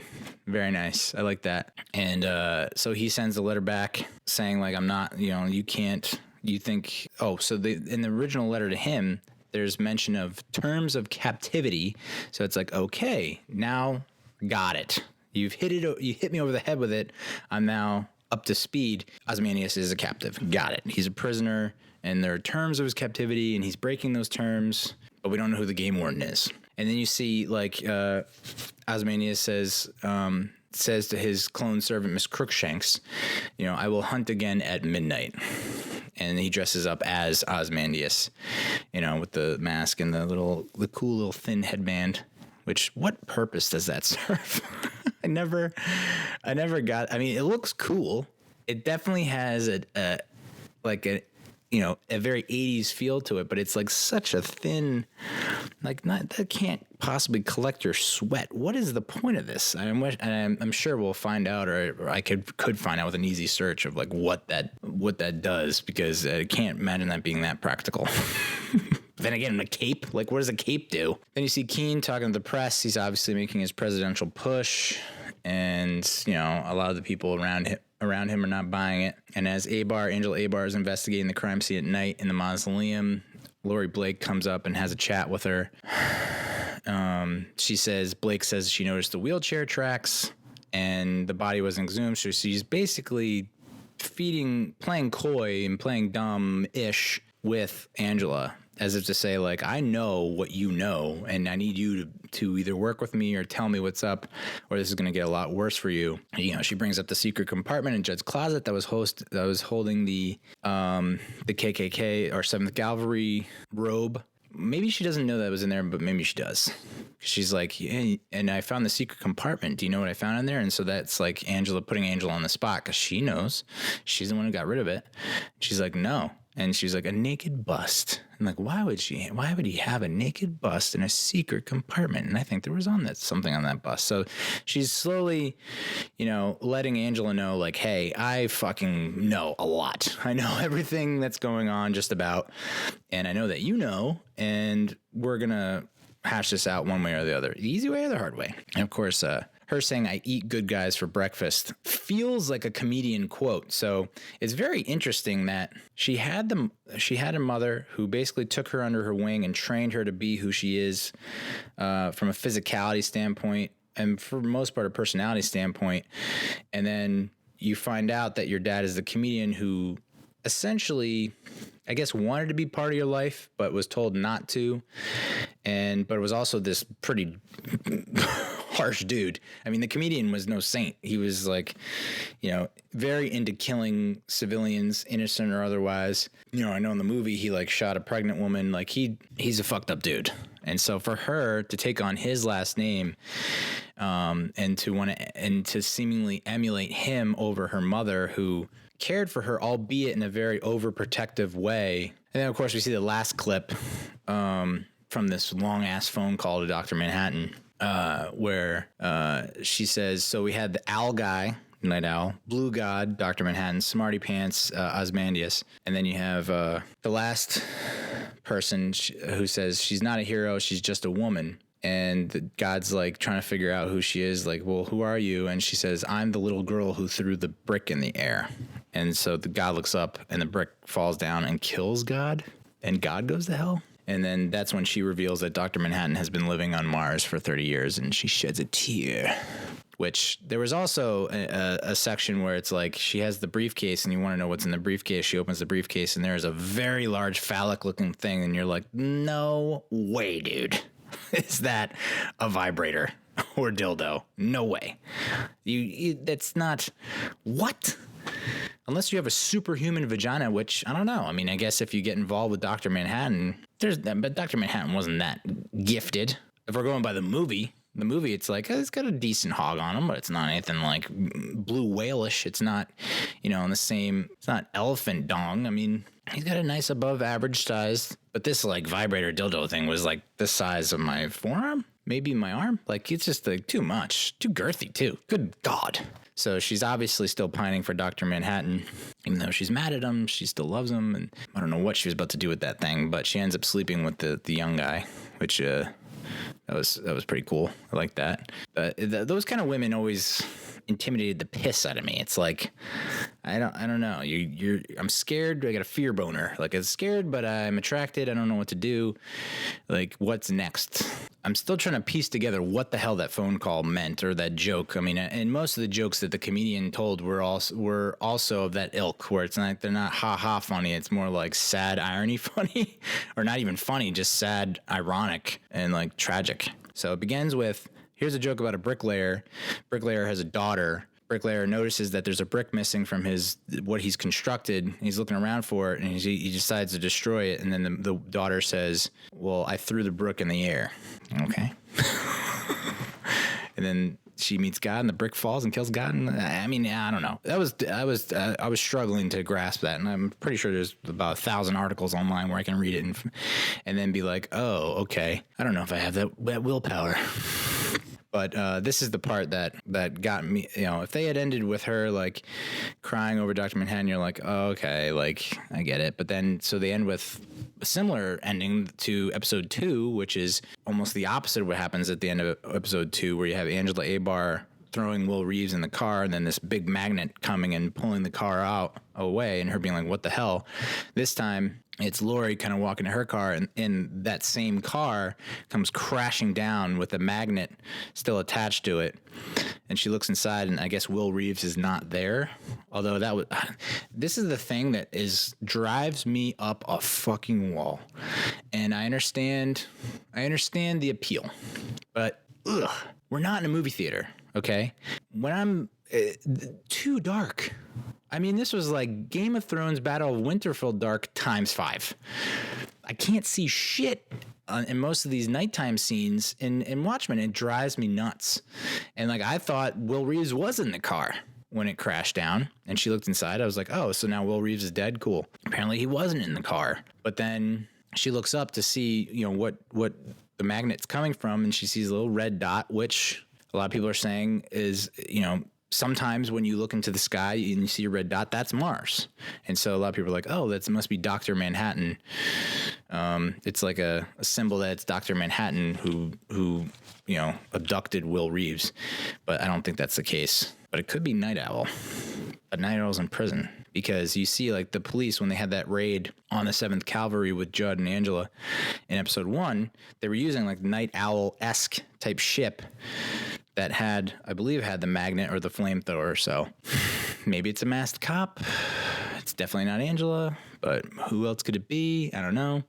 But she just, Lori Blake just starts laughing. Like, she knows who it is or knows what it is. And like, but that's, to me, I don't know that she necessarily knows. She probably has an inkling or a guess of who it is. That's like her type of humor. Sick, twisted, sad, cruel, tragic. That was the comedian's kind of angle, and she's now adopted that. So what a goddamn show. I know I butchered the fuck out of that recap and reaction, but if you go to Lights, Camera, Barstool, with Ken Jack and Jeff D. Lowe and Robbie Fox, they do a pretty good job of recapping it and answering questions about episode 3. That's good to see that they're doing that, because I don't know if I can get enough of the show. We get a sneak peek of episode 4. Apparently it will revolve around the Millennium Clock and Lady True. And I wish I wrote down the quote that's on the Millennium Clock. Something about it's a new world or something like that. So, yeah, it looks like we're heading towards Dr. Manhattan returning. Or at least Ozymandias escaping from Dr. Manhattan's Mars environment, coming back to Earth and fucking shit up, and then Dr. Manhattan has to come back to save the world. Kind of heading that way. What would I like to see moving forward? I mean, I guess there have been claims that Night Owl is not going to be featured in the show, but it's kind of pointing towards that. Like, we're going to have him released from prison. If Laurie's able to get this done, Keen will give him the pardon. I would think or hope that at some point they kind of show you in their own way, not doing like flashbacks or anything, but maybe in their own way, they kind of reveal what happened between Laurie and Dan, who is Night Owl, which, people have their qualms, I guess, about the Watchmen movie that Zack Snyder put together. But dude, that's the love scene between Dan and Laurie in the Night Owl ship. Oh yeah. Where it's set to Hallelujah. I mean, that's good stuff. Malik Ackerman? Can't believe I can't. I mean, I was like obsessed with her for years. Then you get married and you just forget about all other women. Love you, bub. Love you, bub. So let's talk movies. There's growing speculation that the Star Wars 9, The Rise of Skywalker, people are like, which Skywalker is going to rise? There are only so many Skywalkers left, now that Leia is Dunzo, spoiler alert, and Luke is Dunzo, spoiler alert, and you have Kylo Ren, who is Ben Solo. He is part Skywalker, so the assumption here is that The Rise of Skywalker is in reference to Kylo Ren, because there is that, if you watch the trailer and you have the promotional clips from the movie, there is a brief snippet where you see Kylo Ren and Rey both swing their lightsabers and kind of just take down what appears to be like a memorial statue of Darth Vader, like at least Darth Vader's melted helmet on this like stone thing. And so there's a brief snippet where they take it down with their lightsabers, which, who knows? It looks that way, but maybe they were both battling and they kind of swung and missed each other and hit, there's a whole lot of things you can read into it. So the Rise of Skywalker might be Kylo Ren, but a lot of people are starting to theorize. And maybe this ruins the movie, but I don't know. It gets me a little pumped. There's growing speculation that Anakin Skywalker is the Skywalker referenced in The Rise of Skywalker, which that means that they might bring back Hayden Christensen. I know he got a lot of shit for his portrayal and for the prequel trilogy, but if he could come back and completely I don't know how he would redeem himself necessarily, but it might be a nice little, send him off on a good note, as opposed to the last time we saw him, which was Revenge of the Sith, and he's like, no, which everyone makes fun of. So, a nice little last hurrah to send him off on a good note. I don't hate that. Little web redemption 2.0. How they'll do it, I don't know. I mean, he's a spirit at this point, but then again, maybe he's the one who comes back. Kylo Ren is obsessed with Darth Vader and wants to be Darth Vader. We've seen that. So maybe this is Anakin coming back in some shape or form and being like, yo, Kylo, dude, like, I don't know. I kind of fucked up. I went on the dark side, and look how it turned out. And I know people like idolize me and whatnot, but, I led a very tragic life, and, you still have time. There's still time for you to turn this ship around and to have your legacy take your legacy have a better ending than mine. So I don't hate it. Of course, now that might ruin the movie. It would be a sweet surprise plot twist, and I probably just ruined it for everyone. So goddamn internet. It helps and it hurts. A little bit of the spicy, salty, and the sweet. Speaking of Zack Snyder, and I feel like I read about this every friggin' week, dude. Every week, I feel like I read something about the Zack Snyder cut of Justice League. Justice League fucking sucked. I was not into it at all. I think I might have watched it on an airplane, and I had to pay $8 for it, and I was just pissed. But, I keep hearing about the Zack Snyder cut, and I'm like, well, how different could it be? And then it turns out, it's going to be almost completely different. I mean, it's just a lot of, apparently he was like halfway done. And, the new director Joss Whedon, he like tried to take in this whole other direction that sucked. And so people, and what has got me thinking that we might actually at some point see the Zack Snyder cut, which at first I'm like, this is another fanboy type mirage. It's just like, let's get a petition together. Everyone signs it and nothing happens. But it looks like it's actually gaining some steam. And the reason why, Screen Rant had an article about it. These are 3 interviews with 3 different people in the past week or so, I guess, including, and that doesn't include 2 visual effects artists who also worked on the movie, all saying that there is work being done on the Zack Snyder cut to this day, which the movie came out 2 years ago. And Jesse Eisenberg in a review said he had to do some reshoots recently. And the guy who did the music, Junkie XL, he said that he's been called in to kind of score some scenes. Jason Momoa said that he's been pushing for it for a long time because I guess Zack Snyder is the one who got him hired as Aquaman and brought in. So he's all for it. And he's supporting it, and I think he said it's still in the works. And then you have these 2 visual effects artists who are saying that it's in the process, that they're working on it. So it should be interesting. And what does that? And this has got to be historic, because I don't know that anything like this has ever really happened. I mean, obviously you have the director's cut and the theatrical cut, the extended cut, but it's all usually the same director. So you have the director, he has his cut. The studio's like too long, or we don't like this, we're going to cut it down. I don't think this has ever happened where you have a director leave halfway through due to a personal tragedy, unfortunately.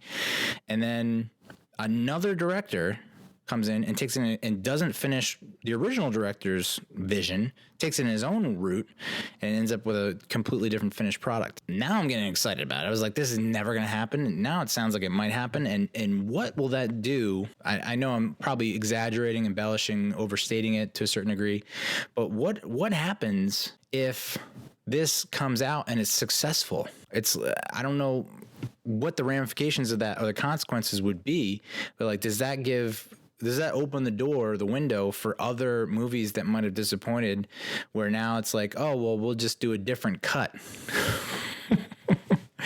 So interesting. Yeah, so that's movie news. Let's talk about Crawl. This is a movie that kind of that flew a little under the radar. It came out July 12th over the summer.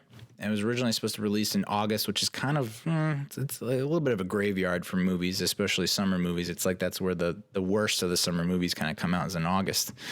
But it got moved up to July. And I don't know that it ever really had a very wide, saturated release. Had a budget of like, I want to say $13.5 million, so not a big budget at all, which is, if you watch the movie, that's pretty impressive. I mean, I would not have guessed 13.5 million to make that movie, considering the level of special effects that they had to put into it for the gators and the weather. Opened, I think, in fourth place. Its first weekend at the box office did 12 mil, and then it ultimately grossed 90.5 million worldwide, with less than half of that, 39 mil in the U.S. So pretty good score. Anytime you have a profit margin like that, they always say sequel, and I'm like, the way this ends, I can't see a sequel per se, but I can see like an indirect. I could see this being, and this is my studio executive brain kicking in. Is like this could be, you know how we were saying last week that the Joker could be part of an anthology series where it's a different person playing the Joker in a different blah blah blah blah blah. I could see Crawl almost becoming an anthology series where it's like, so essentially, if you're not familiar, Crawl is about a woman who's a swimmer at the University of Florida. Her dad, so there's a hurricane coming, bearing down on Florida. She needs to get out of there and evacuate. Her sister calls and is like, I can't get in touch with Dad. We need to find Dad and get him out of there. So against her love for her dad, drives her to his condo. He's not there. She finds his dog, takes the dog, tries to go to the house where they grew up that has apparently been sold or is being sold. She tries to get him out of there before the hurricane hits. And so she ends up going into the crawl space in the basement and finding him, and he's unconscious. He's unconscious. She brings him back to consciousness, and you see that he's very badly wounded, with what looks like claw marks on his right shoulder. And so the whole movie is them battling the elements. So you got the hurricane going on, Category 5, which I think is the worst category, if I'm not mistaken. But yet this, you would have thought it was like a tropical depression. I don't know. It didn't feel like a Category 5. To me, like I hear Category 5 and I feel like it's picking up houses. It's just destroying everything in its path. And that wasn't necessarily the case in this movie. So as the hurricane is bearing down, the daughter goes in the crawl space. She's trying to pull the dad out of the crawl space, and then a gator comes out of nowhere and attacks her. And so then they have to like get away from the gators, because they're apparently the drain pipe that goes into, there's a drain pipe or storm outlet that goes from the basement crawl space out into the water. I mean, and this is where my stupidity kicks in again. I don't know why that's a thing, and also why it's so poorly built and constructed. It's like, oh, we're just gonna like tape some strips of wood to this storm drain. Nothing bad will happen. So they're trying to battle the gators, get away from the gators while this hurricane is going on. So I kind of picture it as, if this is, I don't know that you can do another sequel with the same people. That becomes a little weird. But I thought maybe this could be like an anthology series in the same vein, where it's like, instead of, and this is where you get into trouble, obviously, because it's like you had Speed, but then you have Speed 2, Cruise Control, we're on a boat. And it's like, come on. If Snakes on a Plane was way more successful, do you have like Snakes on a Train? And then you have like Snakes on a Hoverboat. It's just like dumb. And so that's where my mind went. I was like, I know this. Whoa, this is really profitable. Are they going to make a sequel? No, they can't make a sequel. But maybe they can do an anthology series where, like, instead of a hurricane and gators, it's it's sharks and an earthquake. It's just so stupid. But yeah, the critical consensus, and this is a quick watch too. 87 minutes. I mean, it's like, and that was my selling point to my wife, because my wife wasn't completely on board with watching, because any action movies, she just hates action. She's bored by action movies, which is like crazy to me. She'll watch a 3-hour period piece romantic drama where there's zero action, all dialogue, and it's just like, this is so painfully slow, and she'll be like enamored with it, immersed in it. But yet you have like 87 minutes of pure action, gators killing people and trying to escape gators in a fucking hurricane, and she's like, I gotta go to bed. She's like halfway through, I was like, oh my God, what is it going to take? It's only 87 minutes. So not for everyone, but The critics' consensus from Rotten Tomatoes is, quote, an action-packed creature feature that's fast, terrifying, and benefits greatly from a completely game Kaya Scodelario. Crawl is a fun throwback with just enough self-awareness to work. Got an 82% on the tomato meter from critics and then 75% audience score. It was directed by Alexandra Aja, who directed Horns, which is an underrated movie that I highly recommend. It had Harry Potter, Daniel Radcliffe as like this kid who like grows horns and is like freaked out by it. I thought it was a decent movie, not like, all time great, but like it's a good watch if you need something to add to your queue. He also directed Piranha 3D, which I haven't seen yet, but I feel like I got to give it a shot at this point. And The Hills Have Eyes, which I don't know. I don't need to give that a shot. I'm sure it's great. I just certain horror movies I can't do, and like Hillbilly Redneck Cannibals is one of those movies I can't do. It's produced by Sam Raimi, who directed the first Spider-Man trilogy, and he also, I guess he maybe wrote and produced Evil Dead and Don't Breathe. Don't Breathe is a recommend from me. I like that movie a lot. Really cool ending. We mentioned Kaya Scodelario. She was in Clash of the Titans, the UK version of Skins, which I was pretty excited to watch the US version of Skins just so I could understand what the fuck the kids were saying. And then she was in the Maze Runner movies.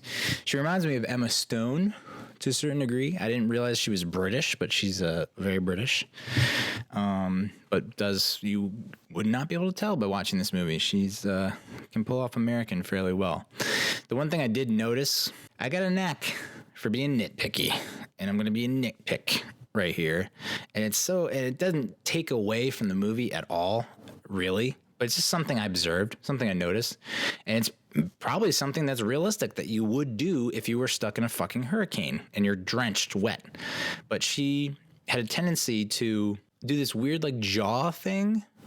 Like when they kind of do a close up on her, and she's kind of like she's like, out of breath, and she's trying to like, gain her composure and recalibrate and try to figure shit out. It just does this thing with her jaw where you're not gonna be able to see this on the podcast, but in the video you might, where she's just like, I can't do it. But it's like it's actually impressive. Now that I've tried to do it and I can't do it, I'm like, whoa, how do you do it? A superb jaw control. You can only imagine what her... Oh, nope, cut him off. It also stars Barry Pepper as the dad, which I don't know what it is about Barry Pepper, but every time I see his face, I'm like, you're the bad guy. You're the villain, 100%, no doubt in my mind. And he's not the villain in this. He was also in the Maze Runner movies, but you'll probably remember him from The Green Mile. He was one of the guards in The Green Mile. Enemy of the State, I don't remember in that. And then Saving Private Ryan, which I might remember him in that. And then Battlefield Earth. And, the cast it's very few people. It's only like a dozen people in the movie total. But that really focuses on Barry Pepper and Kaya Scodelario. I love how that's like, when the sister is like, what are you doing? There's a hurricane coming. And like all the Florida Gator swimmers are like in the locker room just kind of shooting the shit and like watching TV and laughing. It's just like, that's just so commonplace in Florida that hurricanes happen that people are just not exactly itching to get out of there and evacuate. They're like, all right, I got some time. Very interesting interaction though when she goes to like she tries to drive through the blockade that the police have set up, and she stops, and the police guy is this guy Wayne that she knows that apparently dated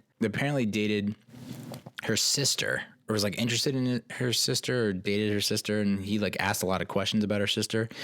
And I thought that would play a bigger part in the movie. They kind of threw you for a curve right there. And I think they did that because they wanted his eventual demise to feel bigger and more emotional.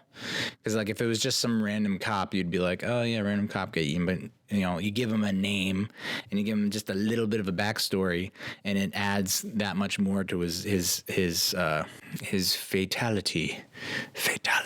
It's also a little crazy that you see there are multiple like. Both Kaya and Barry, I'm using the actors' names. I should not. Their names are like what are the names? Haley and Dave. So when Haley and Dave are getting attacked, they get attacked by these gators multiple times. And Dave is just an absolute trooper, but it's just crazy how many times they get attacked and then they're just kind of, I don't know if it's shock. And I've never been obviously I've never been the subject of a gator attack, so maybe after that happens, I'll see this in a different light. But like just brutal, savage attacks where I thought like if a gator chomps down on you, like you're done. But they're able to slip the grip multiple times. I mean, the part where like the dog is swimming and, you know, the dad is calling for the dog and like waiting for the dog and finally gets the dog. And then the gator like takes, you know, spoiler alert, takes off his arm. And the dad's just like fucking Rambo, just like belting his now like dismembered arm. Whoa. What? So that was the only thing that really, I mean, it's a great movie, but those are little nitpicky things that kind of stuck with me. It was like, you know, especially when you have, so there was some weird kind of exposition from Dave, the dad, where, you know, if you don't know that much about gators or you're not from Florida, you're not familiar with like their capabilities or whatnot. You just know what you know from whatever, the zoo. But I think he mentioned at one point, he's like, or at certain points, he brings up that the gators have poor vision and they respond to sound. And there were two instances where it kind of like contradicted each other. The first instance is when the looters are in that boat and they go to the Bannon's gas station and they're robbing the place. And it's like they were talking. So maybe that's the noise and the sound, but I don't feel like the looters were making that much sound. Of course, you had the kid who's kind of like wading through the water and walking through the water inside, but the guy on the outside, he's like loading it, so I guess he's making some noise. It didn't feel like they were making a ton of noise and making a ton of movement, and yet the gators attack them. But then later on, when the dad and the daughter are going to try and get the looter's boat, he's like, I'm pretty sure we can just slowly, calmly walk to the boat because the rain patter will essentially cloak us. You know, the gators won't pick up on us because most of the noise is coming from the rain, and that they filter that out. That's like, you know, white noise to them. So that was a little like, I don't know about this. Kind of makes sense, but then why did the looters get bite it when they weren't making like a crazy amount of noise? But yeah, I guess they were talking loudly and they were moving around a lot, so they weren't slowly moving around. They were, yeah, you know what I'm saying? You know what I'm saying? The scene where she goes in to the storm drain against her father's wishes, and she finds like basically the gator's nest, and there's like all these eggs and whatnot, and eggs hatching. And I guess the cop had somehow like floated in there from the outside because he got attacked outside. And I guess he must have floated inside because it wasn't Wayne. Wayne came through the house down into the crawl space and was kind of killed by the stairs. I mean, spoiler, bro. But in that scene where she like gets the gun off the cop, and then like the gator chomps down on her arm as she's about to shoot the gator, and she like fires off a bunch of rounds into the gator. That was badass. That was cool. Of course, just being able to save her dad from the basement as the basement's filling with water with a crowbar.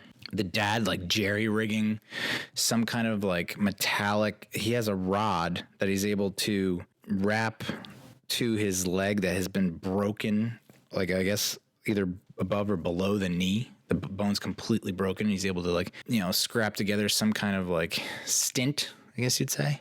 Just like the wherewithal on these people. I would die in a heartbeat. You know, just like, and to be able to react that quickly and knowingly, you know, it makes me think that they had like gator attack drills in Florida that they didn't show us. You know, like some people have active shooter drills. This is like they have active gator drills. And it's like, all right, gator broke your leg. What are you going to do? Are you going to get a rod and you're going to tape it to your leg? Even though I just did a Chicago accent in Florida. Weird. And then, I mean, this was a heartbreaking moment when they're able to, so that whole scene where they're trying to procure the looter's boat. First off, you're like thrown off by Barry, the dad, Dave, saying like, oh, the gators won't pick up on us if we move slow and don't make a lot of noise because the rain won't cover us, will give us some cover. That was nuts. And then him being like, that the eye of the storm passing over, that was a cool moment. I like that. But then him being like, okay, the levees are going to break, which how have they not broken already? He's like, the levees are going to break. You need to swim to the boat, and I believe in you. You can outswim a gator. That was just bananas. At that point, I was like, oh, come on, guy. No way. And I looked it up on IMDb because I was like, that can't be right. Because, you know, he even said in the beginning, like, gators are faster when they swim than when they walk or run. They cannot walk or run that fast. They can swim faster than they can walk or run. And yeah, like gators can swim at like 23 miles per hour or something like that. And the fastest that a human can swim is like 6 miles per hour. And she was able to outswim the motherfucking gators. Like, come on. That one was like, ugh. But when she's like, I'm an apex predator, baby. I was like, I got kind of cheesy, corny chills, but it felt kind of good. Sometimes you just appreciate a good one-liner that's cheesy and corny. It's just like, yeah.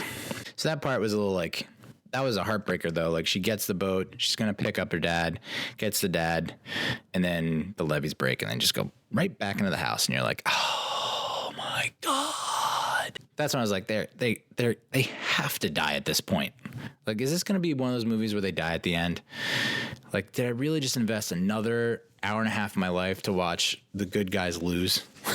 Yeah, Dave losing the arm was just like, dear God, this is like the ultimate badass. And he's just like, like grunting through it. And you're like, I would be screaming my tits off at this point. How are you not screaming bloody murder? Your friggin' arm's gone, dude. But nope, he just cinched it with a belt.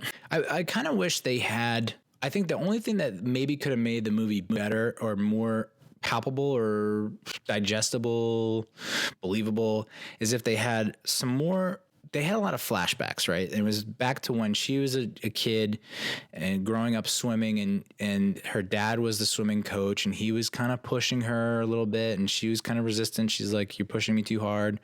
And so that caused some conflict and friction between the two of them, and I guess ultimately led to his divorce from the wife, which is nanners. But I think if they kind of also, and this would not have bloated the movie, but it might have added to it, it would have been additive and supportive and supplementary, is like them having experiences with the gators where they know what to do. I mean, I guess it's just kind of inferred that, okay, they've lived in Florida their whole life. They just know how to deal with gators.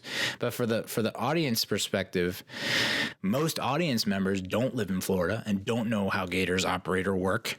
So it would behoove them to just show their experience with the gators over the years.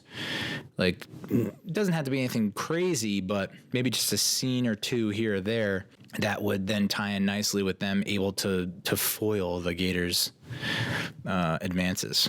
Because I'm watching this and I'm like, so they just know to do that? They just know how, some of it was just like, oh, you're just a college swimmer. How do you know how to take down an alligator or whatnot? How do you know the alligator was going to do that? Like, you're just going to wing it? Like, so that was kind of pulled me out from the movie a little bit. Like when the gator has, she ultimately is trying to get to the roof and she sees the helicopter, but then like the water outside is higher than it is inside. And the gator breaks through the window into the room and gets her arm and has her but gets her in what's known as the death roll. It's like, oh, I know this is the death roll. And she sees the flare on the ground, picks up the flare. And then I thought she just stuck the flare in like his side of his head or his jaw or whatever. And I was like, they're underwater. There's no way that's gonna like affect the gator. He's got you in a death roll, bitch. Like, he's locked in.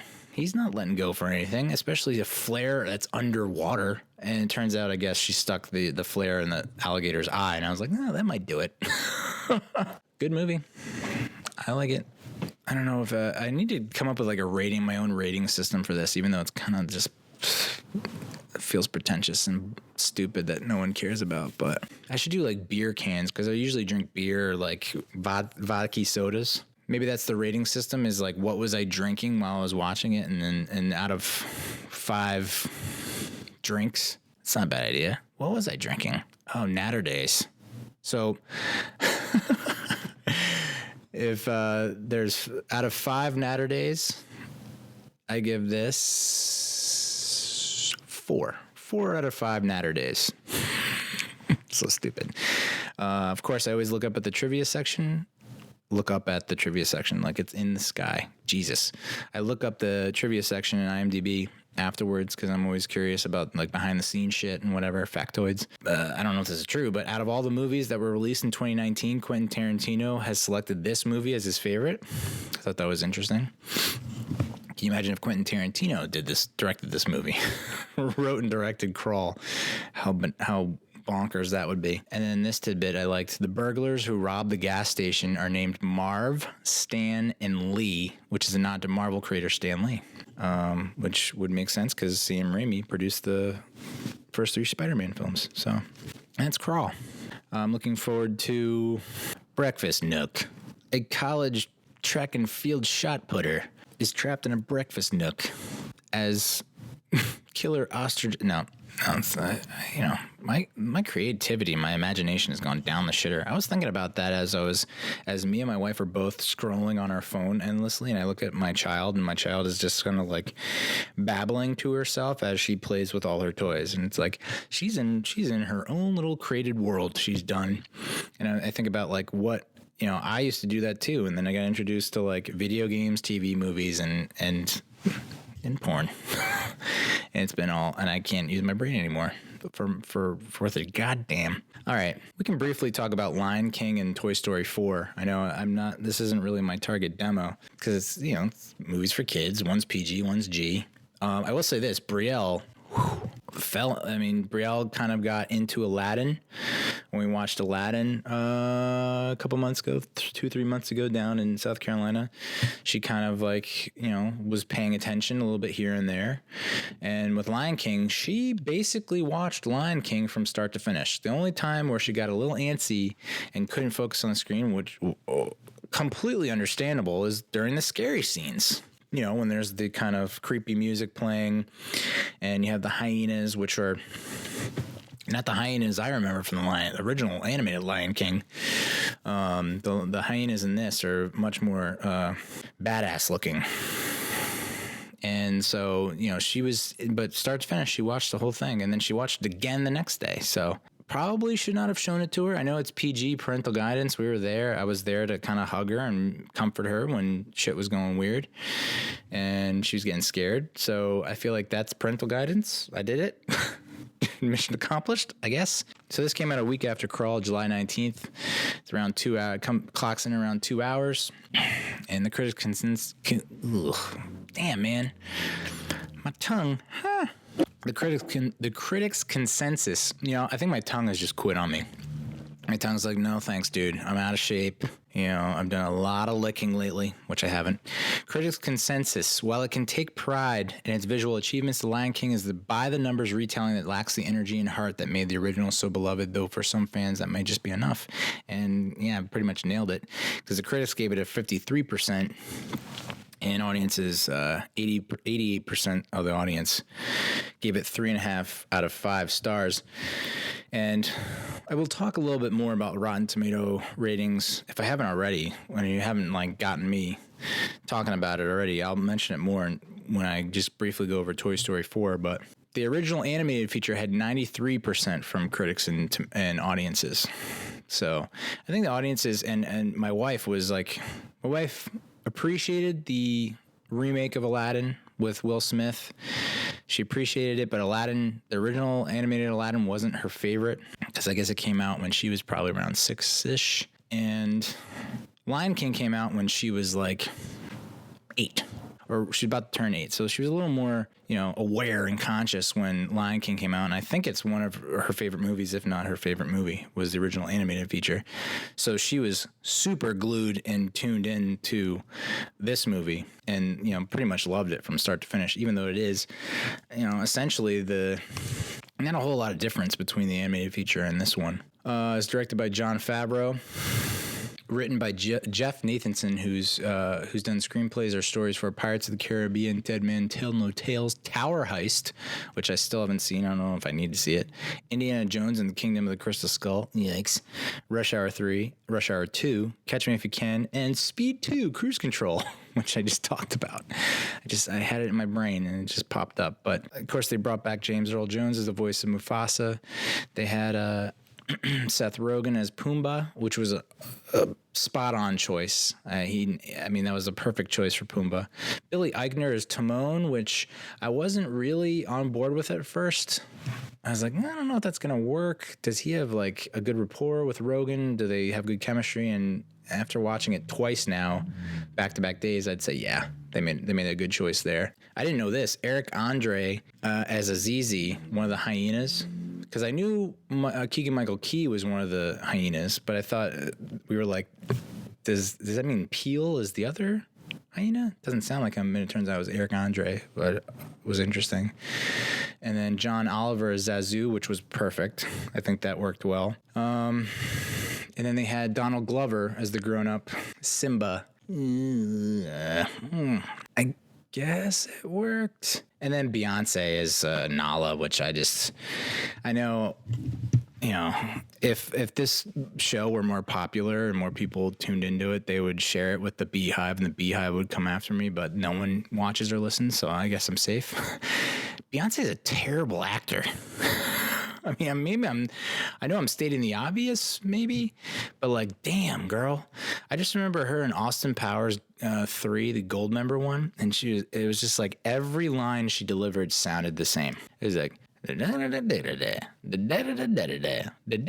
she's saying different words, but it has the same inflection, intonation, and she felt like she did the same thing here. Great singer.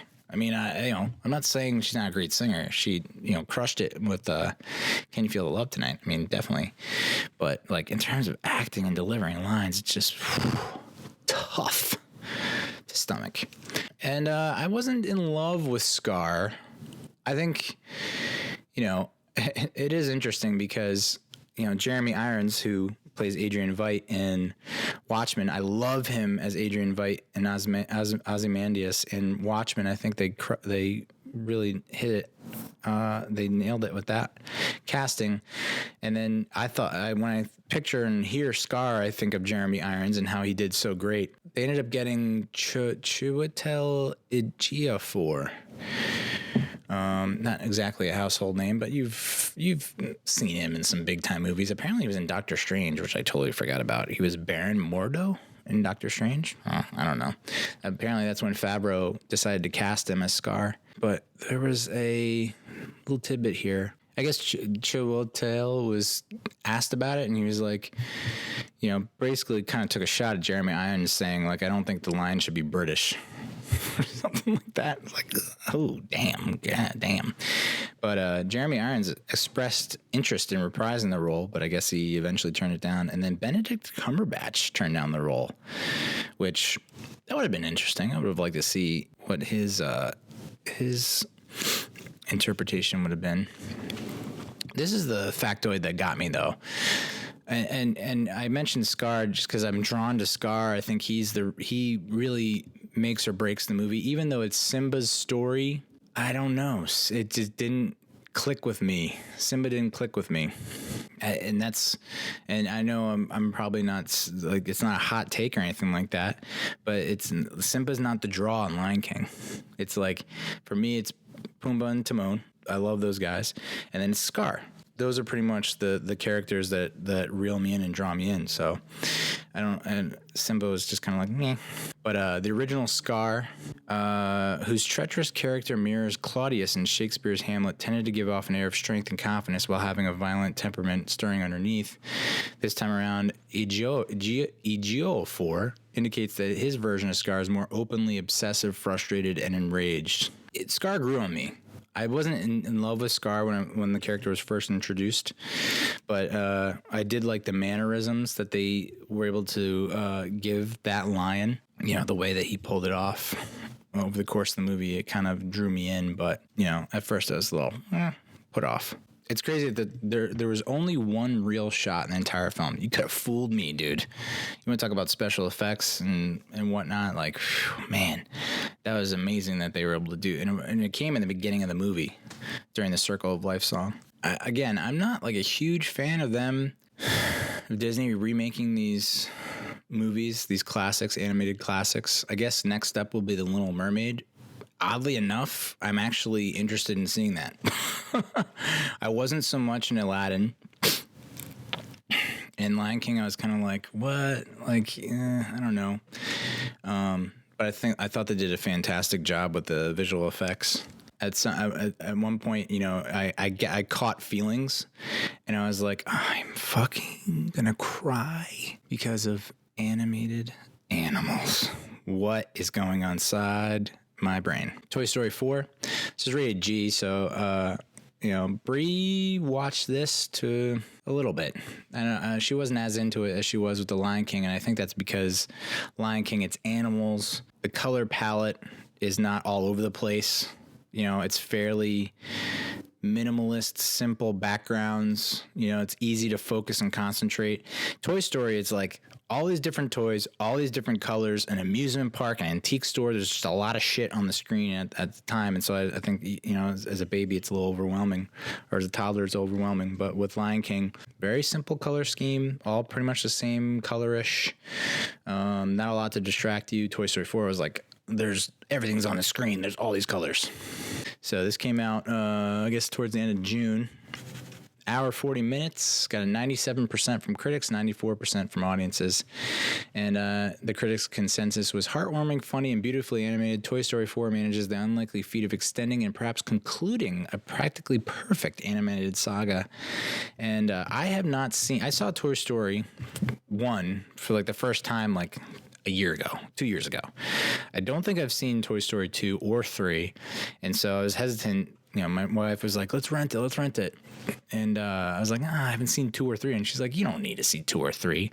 And of course, like 5 minutes into 4, I'm like, who's that? What's that? What's going on? Was that something that happened in 3? What happened and she's just like, ooh. But I asked her to rank it. She ultimately was like, I don't know if I liked it. I didn't love it. She's like, it's basically the same as 2 or 3. And I was like, I liked it. And maybe it's because I didn't see 2 and 3. It felt like it could have been a standalone movie. And that's the beauty. And that's why I think it's so highly rated, is because, you know, you don't need necessarily, I mean, I'm sure if you did see 1, 2, and 3 that it would add to it.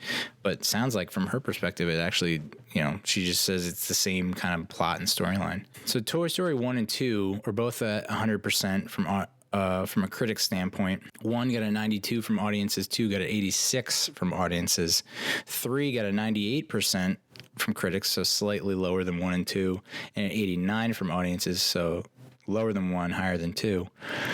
And this one got 97 from critics and 94% from audiences, so it was actually second highest audience score. But here's the thing, and this is what I think people kind of forget about Rotten Tomatoes. That 97% and 94%, it's not like the critic is saying, I gave this a 97 out of 100.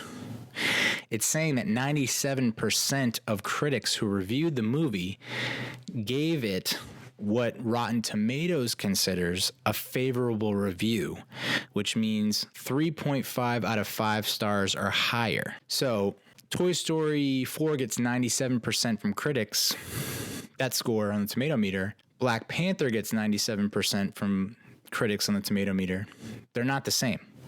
I know. 97% is 97%. What are you talking about, Neal? Well, that just means that 97% of critics for both movies gave it 3.5 out of 5 stars or higher. The issue is Toy Story 4, it's possible that 97% of critics gave Toy Story 4 5 out of 5 stars, whereas 97% of critics for Black Panther gave it 3.5 out of 5 stars. But yet they're treated the same. They're both 97%. That's where it gets a little tricky. And that's why when the editorial staff at Rotten Tomatoes does these rundowns of like best sci-fi flicks from best to worst ranked or something like that, it's like, and I could be wrong about this, but they're starting to do weighted. So there's like the 97%, but then they have weighted 110, 116%. Which I need to look up and look into. But, you know, just keep that in mind when you're looking at Rotten Tomatoes scores. It's like, okay, this has a 95% on the tomato meter, but that could be 95% of critics saying it's, you know, it has a grade of 60 versus a grade of 80 or 90. Very misleading. There's got to be a better rating system than that. That's not going to say. But, you know, I definitely, you know, I got a little choked up on this one, too. I got a little emotional towards the end. Because, I mean, it's basically it looks like it's Woody's swan song. He's so against being a lost toy. He feels like he has to have a kid. He has to have a family. And so that's why he's so hell-bent on making sure that Forky is able to stay with Bonnie. Because he wants to feel like... his life matters and that he's still wanted and important and significant, which, god damn, that's deep for a friggin' G-rated movie. Really cuts me to my core. Of course, you had Hanks and Alan reprising their roles as Woody and Buzz. But I was trying to figure out who the voice of Forky was for so long. It took me a while. We thought it was John Mulaney for like the first half of the movie, but it's actually Tony Hale from Arrested Development and Veep, which he does a good job. And then you have Keegan-Michael Key and Jordan Peele as Bunny and Ducky, the two stuffed animals prizes at the fair, the carnival. Keanu Reeves as Duke Kaboom. Didn't even know. Didn't even think that. But I liked Duke Kaboom. Might be my favorite character in this whole shebang. That was definitely the funniest part of the movie. The Duke Kaboom storyline, where it's like, I wanted to make the jump, and I didn't want to disappoint Rogen. Oh boy, Keanu fucking had a year. Oh my god, what a year for Keanu Reeves. What a couple of years. I mean, ever since John Wick came out, it was like a complete resurgence. And then, I don't know if there's any... Joan Cusack as Jessie. Bonnie Hunt as Dolly. Kristen Shaw as Trixie. Toy Story 4. I liked it. What did I drink? Did I have more Natter Days? 5 out of 5 Natter Days. But, yeah, I teared up a little. And apparently Tim Allen teared up a little, too, when he was,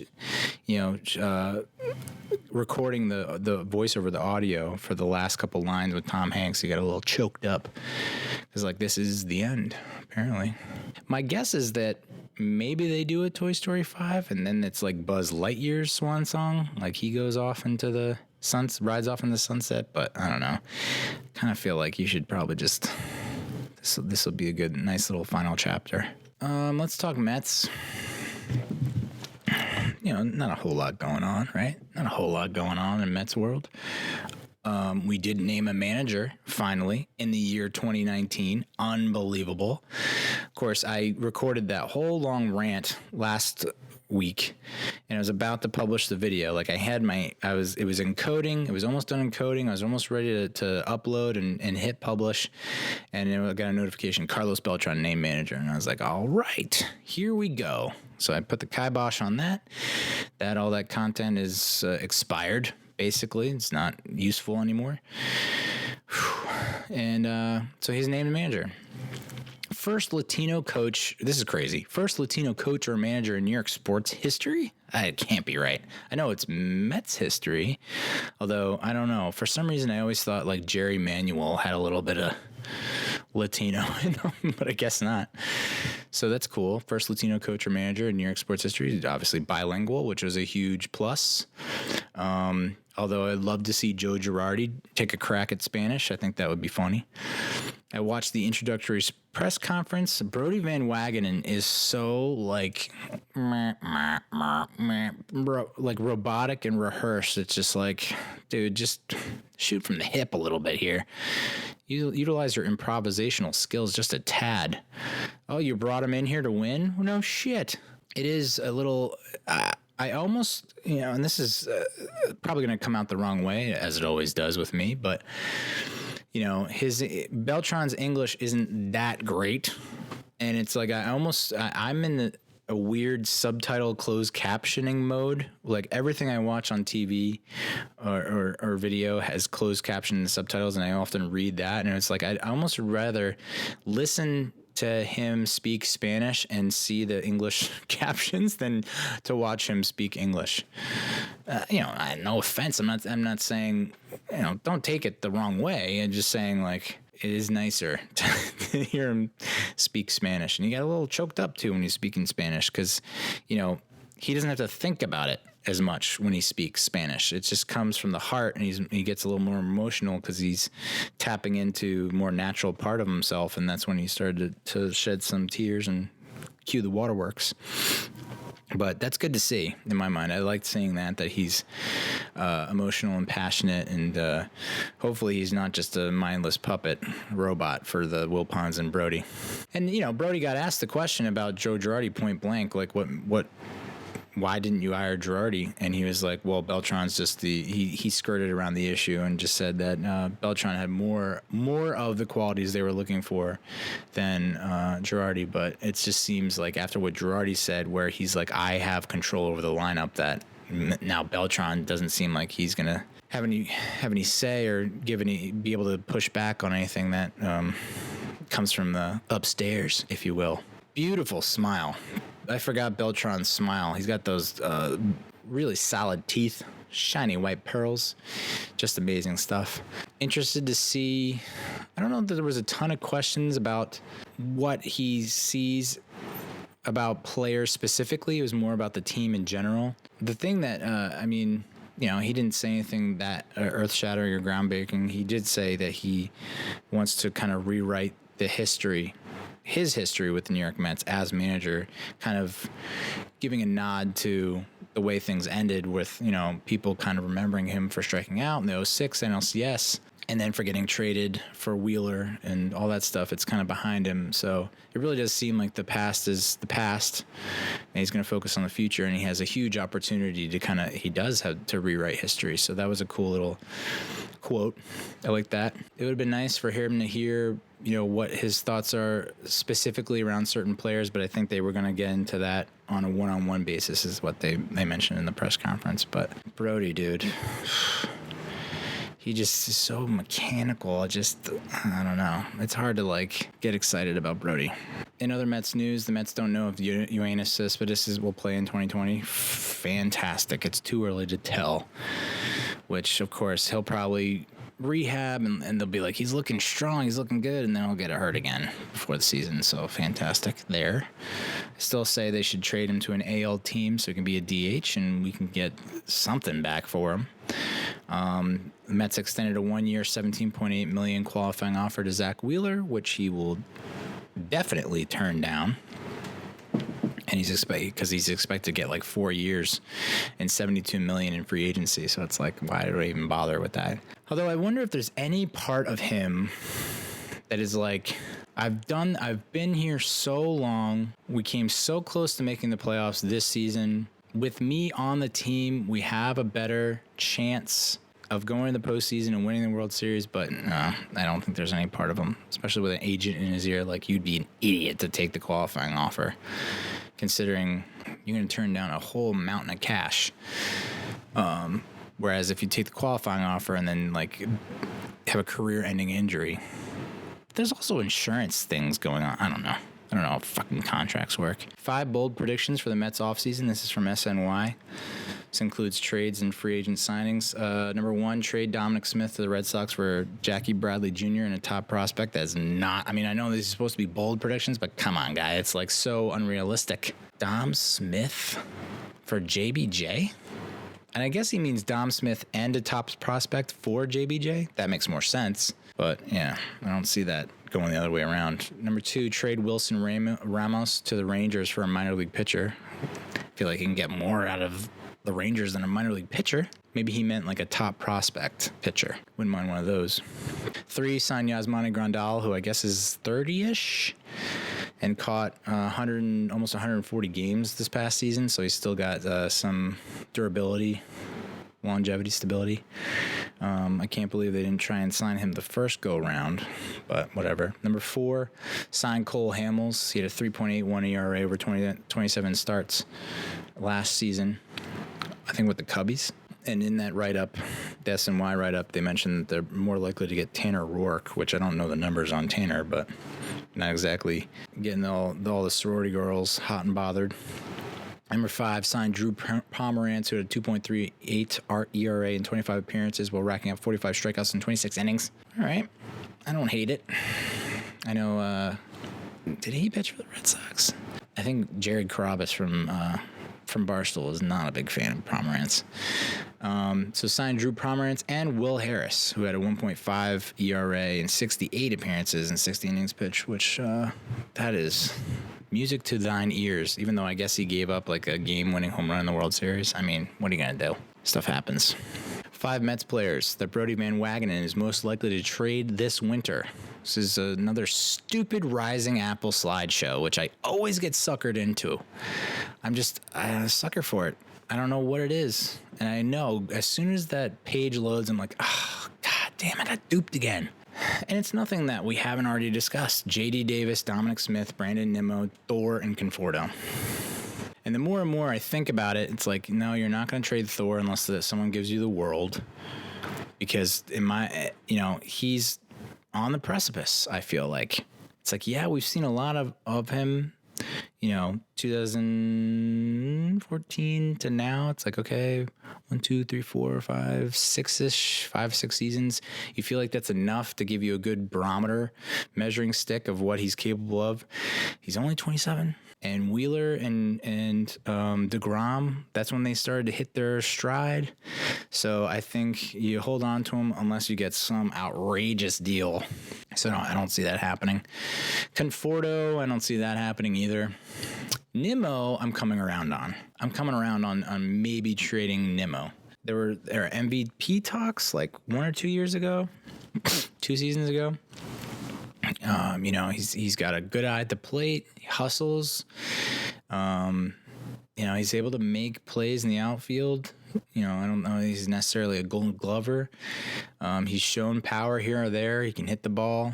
You're kind of lacking depth in the outfield, but I don't know. Dom Smith, you should not trade. I mean, you just need an insurance plan for Alonso. So I'd rather have Smith, who, even in his limited time this season, excelled. And then J.D. Davis, that's the one that I hate to see him go. But it's like we just got ourselves in such a contract quagmire with all the bullshit contracts that we have that, unfortunately, he's like the odd man out, which stinks. The Mets Memorized Online had an all-90s team, which I thought was interesting. I think they had Todd Hundley as the catcher. John Olerud at first, which Olerud was only on the team for like 2 seasons, so that's kind of crazy. I think at second, maybe they had either Jeff Kent. I think Jeff Kent at second. That still drives me nuts that we let Jeff Kent go, and he just like dominated with the Giants. God damn. I've been thinking about putting together a blog post of just like all the former Mets, doing like the all former Mets team and like all the success and accolades that they got after leaving the Mets, like Justin Turner, Darren Murphy. But, I don't know. Time is not on my side. So Bobby Bonilla and right, which, we tend to pigeonhole and pin Bobby Bonilla to one thing, and that's this ridiculous contract where he gets $1 million per year for the next million years. That's like what he's remembered for, which is kind of silly. He was my favorite Met, at least in 93. I know I was a huge Bobby Bonilla fan in 1993. And he made the All-Star. He was an All-Star with the Mets a couple times. Put up some pretty good numbers, but he'll probably be remembered, I guess, for his second go-around with the team. Like him and Burnitz came back to the team in like 2003 and they stunk. And that's probably why it just left a bitter taste in people's and fans' mouths. But like in the 90s, Bobby Bo was the shit. So he was like the right fielder on the all-90s team. Lance Johnson in center. I was a big-time Lance Johnson fan. I wish he could have stuck around for a little bit more because I just loved the way he played. Bernard Gilkey in left. Hell yeah. I think it was the 96 season. He went off and had like a career year. And I thought, wow, like that 96, 97 seasons, I was just like, we had Hundley, Johnson, Gilkey. It just felt like we had the right elements and players to win and go to the playoffs. And I'd have to look back to see, like, I don't think the wild card was not implemented yet, but I think if it was, the Mets might have got the wild card and might have done some damage in the postseason. Who knows? It's a whole different ball game once you get to the postseason. Just look at the fucking Nationals. Whew, damn it, the Dodgers. Oh my God. Ugh. So we did catcher first, second. Shortstop is Ray Ordonez.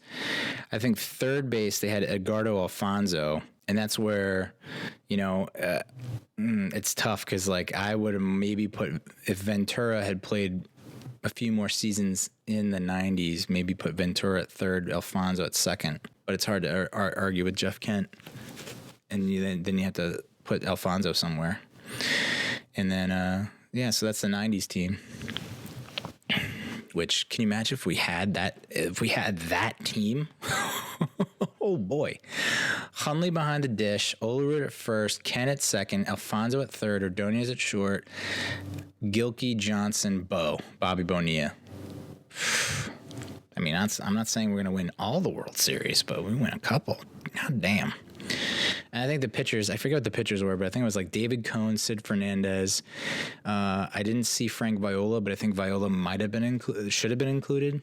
I know Doc pitched with us until 94, but I don't know that he was as effective or as good. I'm trying to think of other pitchers in the 90s, like Bobby Jones, maybe. Yeah, so that's Mets talk. Not a great week, sorry. Wish I had more about Beltran. I like it. I still like it.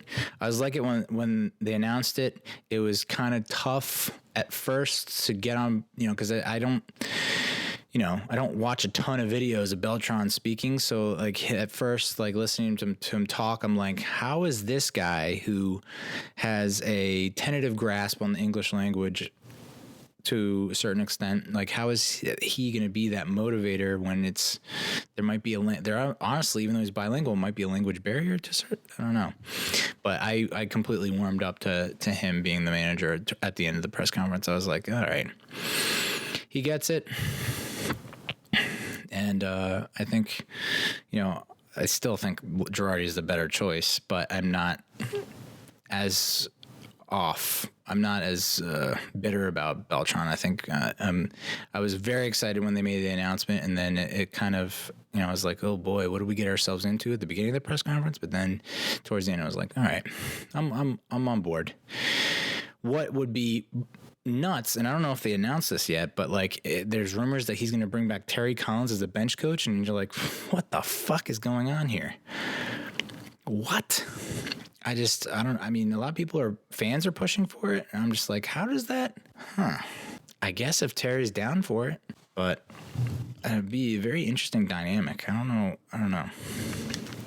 So I saw a lot of people saying we should hope he keeps Phil Regan, the pitch coach, the Vulture, which I agree with.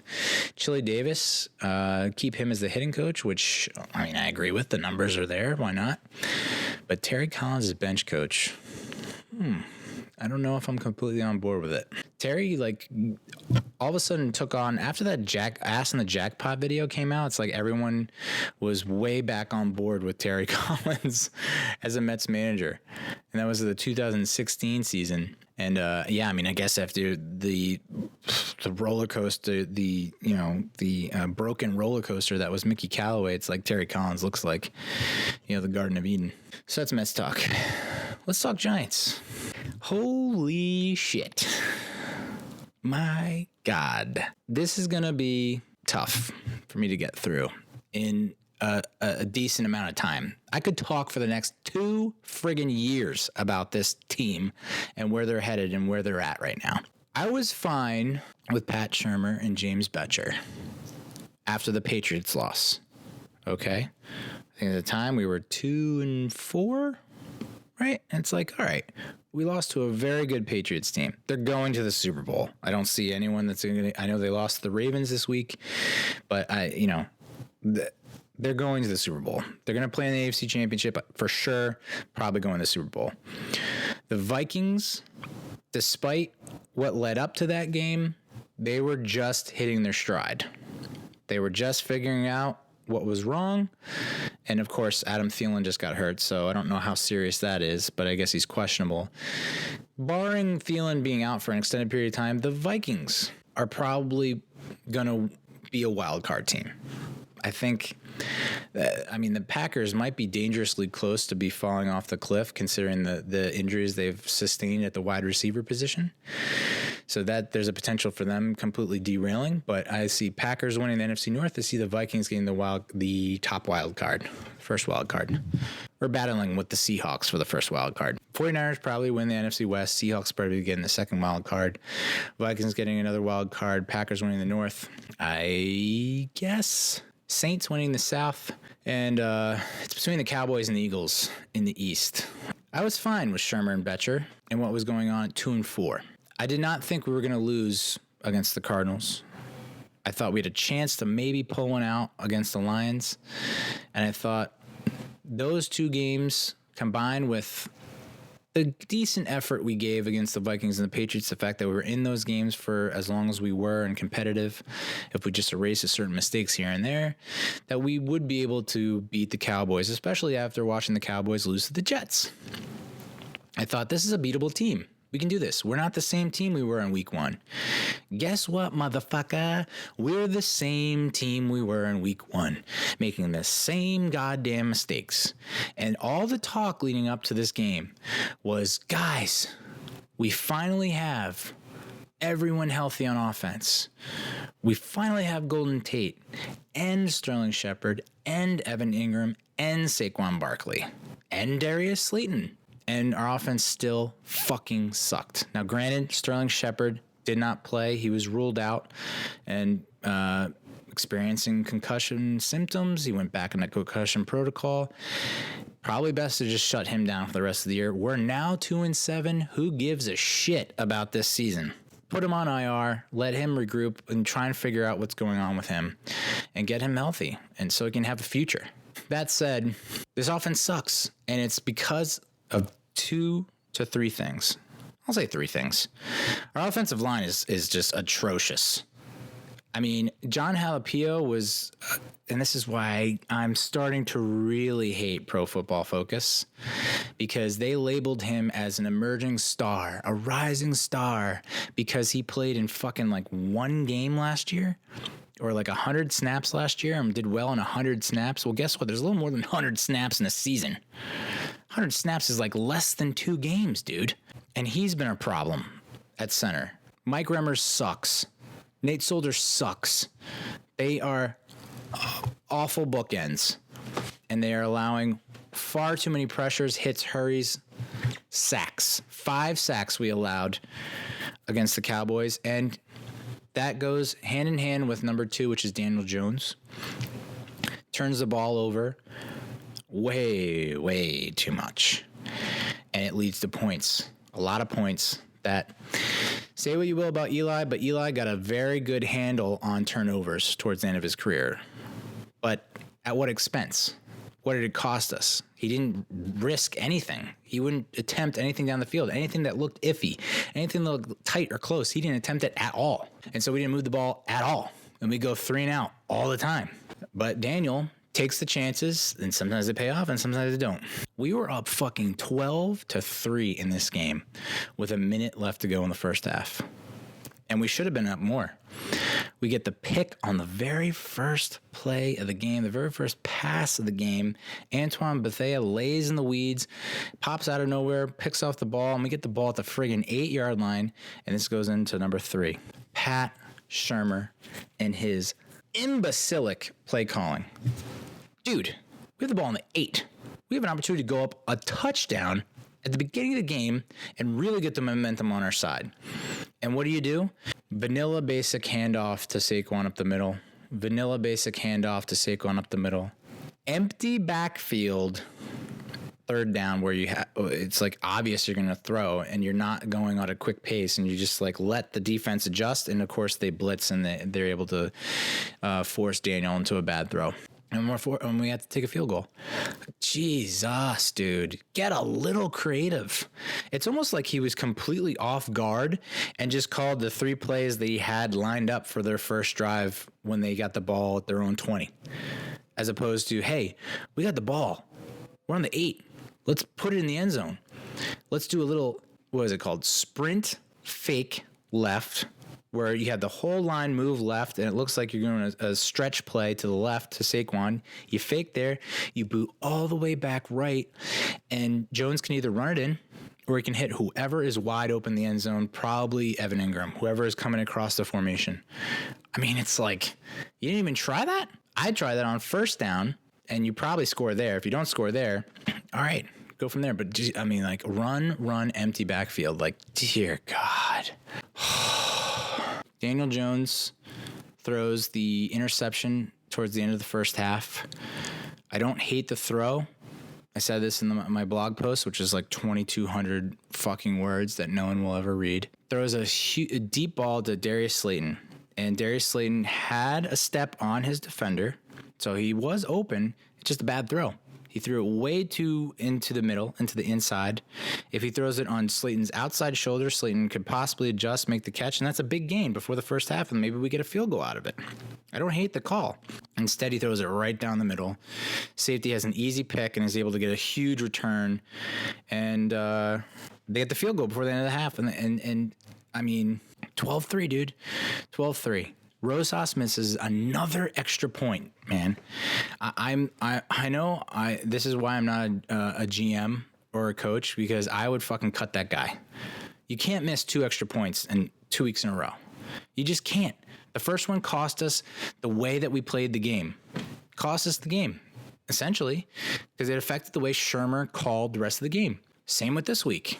You're telling me if we go in, it sucks that we go into the half tied when we were up, but like tied versus down by 1, when you owned that first half. Sure, you gave up a fair amount of yardage, but you got turnovers. You had the momentum. I mean, Rosas missing the extra point really sucked. It takes a toll on you, and it affects you down the stretch. You know, the pass to the Jarwin, whatever the hell his name is, the guy that only catches touchdowns against us, apparently. Janoris Jenkins just gives zero to little effort on the fucking... Yeah, so Janoris Jenkins, he just decides to put in like one of the worst tackle attempts I've seen in a very long time. It reminded me of the tackle attempt that Eli Apple had in that Rams blowout in 2017 that effectively ended his career with the Giants. You know, Jenkins is supposedly Shermer's guy. He's Shermer's on board with him. And I don't know, dude. Your tackling fucking stinks. And I don't know that you really are you're not a lockdown corner. I mean, you're a corner that takes his chances here and there and comes up with a pick. Most of your picks this year have been easy gimmies. So I don't know. You know, I would be shocked if they don't trade him next year. Just shocked if they don't trade him at some point next year. Because it's like, I could understand it's one thing like, you know, pick sixes. He's knocking down balls. I just don't know. A lot of times he gets lucky. He got burnt a few times in that Dallas game. And if Dak Prescott makes a throw, those are both touchdowns. So I don't know. I'm not like, I'm kind of over Janoris Jenkins, to be honest. Yet again, we did not utilize Evan Ingram at all. You know, I don't know what Shermer is thinking, but you know, Van Esch was out, but like not using Evan Ingram against, Van Esch was out. They had Sean Lee, okay, and Jalen Smith, okay, but like you still need to attack the linebackers and put them in a position where they have to make a move, and then you go off of that. We're still not utilizing Saquon Barkley correctly in the passing game. He had that one big screen that went for a huge gain. Other than that, it's like you split them out, but like, why are you not? They don't have to be long routes. Attack down the field. You know, you try to run a screen again, go back to the well, and of course it got blown up because they learned what that looks like, and they were able to key on it. Like you split them out, I think once, and like even then, coming out of the backfield, like just awful play calling. Someone tweeted it like uncreative, uninspired, just putting like almost zero thought into the whole thing. Defenses know what's coming pretty much most of the time, and it's just predictable offense. And then you have Jones trying to make plays. He runs and scrambles for a first down. He's trying to extend the play and make sure he gets the first down. He doesn't secure the ball. We lose lose the ball, that leads to points. The interception at the end of the first half, that leads to points. Those were, I think, 6 points right there. Could have very easily been 14 points.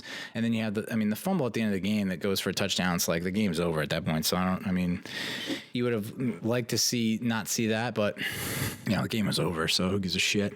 But this team is hopeless. We trade for Leonard Williams. There's news and reports that we're planning to open contract talks with Leonard Williams before Thanksgiving. I know it's one game, small sample size. I get it. He's just joined this week. You can only expect so much from someone who just joined. He had 1 quarterback pressure. I think he had like 1 tackle, 2 tackles, maybe 3 tackles. Did not stop the run. Every time they handed the ball off to Zeke or Pollard, they got like at least 6 yards. The linebackers were not meeting anyone at the line of scrimmage. They were making first contact when the ball carry was 3 to 4 yards down the field, and then they were carried another 2 to 3 yards. We just need Alec Ogletree I don't care what kind of grades he's getting from PFF. He's not doing the job. He's not getting it done. So I think they gotta find a way to move on from him. I don't know what his contract terms look like, but maybe we'll just incur like a ridiculous dead cap, because I guarantee they tried to shop him at the deadline and everyone was like, pass. And so now we're stuck with him, and it's like, well, if we cut him, we got a lot of dead cap. We already have a lot of dead cap. Man, I tell you, Jerry Reese really fucked us over, man. Whew. Just really screwed us over towards the end there. And we've been recovering. We're trying to recover ever since. That's how I open my blog posts, okay? 6 of the past 7 seasons have been losing. That's the most since the 70s. I wasn't alive to witness that decade of horror, the darkest timeline, the darkest decade. I can't imagine if you were a Giants fan before that happened, then also being a Giants fan after that happened. God, you should be praised, get a medal. That is commendable to the nth degree. I can't imagine, because I want to give up on this team so bad. I really do. And I know that's, I won't, but it's just so easy for me to just not watch. It just is this is the same bullshit they keep churning out every season, keep feeding us the same shtick every season, and overhyping everyone and saying they're about to turn a corner, and they're not close. They are 50 to 75% of a good team. They're not 100% a good team. And I don't know that they're going to ever get that other 50 to 20 to 25 to 50% to be a good team. They're just so far away from being a good team. So far away. They have to replace 3 of their 5 offensive linemen. They probably could just replace 2 to 3 of the linebackers they have right now. I don't know. I know the safeties, Bethea and Peppers had a big game. Bethea with the pick and the fumble recovery. Peppers with the forced fumble. But they're still look like they're confused and lost. DeAndre Baker is very close to being called a bust. The brain farts on this kid is unreal. They were in man coverage and he just lets Amari Cooper. He's like, hey, Amari, you're going to want to go straight across that way, and then you'll find the end zone. Just make straight across and then left, and you'll find the end zone. Jesus Christ, DeAndre Baker. And I get it. He's a rookie. And that's Shermer's out. That's going to be his out. Is they had to put out a fucking tweet or stat saying that we have the most snaps by rookies by a large margin. Something like 500 plus snaps. Quarterback's a rookie. One of our key receivers is a rookie. Defensive lineman starting rookie. Cornerback starting rookie. I know. It's a lot of rookies, a lot of young guys, but we're not going to get Saquon. His last season is 2021. Do you think in 2 seasons we're going to turn this fucking around? Because we're not re-signing Saquon. There's no way we're going to hand him that money. I would love to. I think they should, but they won't. I just, if my hope is like a gasoline tank, taking a look at that needle, it is on E. It was I got the warning signal, low gas with the flashing gas tank, 30 miles to empty. That was last week with the Lions. Now, boom, empty. I am stalled on the side of the road, and I don't have AAA. So, dear God, man. Dear God. We're in a bad spot. Nate Solder. Oh, such a bad contract. We have a potential out after this season. That's cool. Oh, we can get out of this? That's amazing. Yeah. It only cost us $13.5 million, dude. We are already tight on cap space. They had to rework Rhett Ellison's contract just so we could fit in Leonard Williams. And now we're going to cut Solder and have to chew and eat 13.5 mil. Yeah, sure. Eli comes off the books. That's 20 mil, something like that, I guess. But then we have to eat 13.5 from Nate Solder. Oh my God. We had 8 losing seasons in the 70s. We were playing in the Yale Bowl. I don't know if you're familiar with maps or geography, cartography. The Yale Bowl is not close. It's legit. It's like a 2-hour drive from New York City. The Yale Bowl. I can't believe, I said this in the blog post. If we were another city, Cleveland, Tampa, Detroit, Kansas City, we would have moved. Indianapolis, Baltimore, we would have moved after the 70s. During the 70s, we would have been like, nope, no thanks. This is awful. But since we're a New York team, it's like we have New York behind us. Oh my God, dude. And you know, there's been talk about how like, well, Daniel Jones holds the ball too long, and the offensive line actually gives him 3+ seconds to throw the ball, which is fairly high for higher than the league average, I think. But it's like Daniel holds on the ball, doesn't pull the trigger, doesn't scramble, and so that's what leads to a lot of sacks.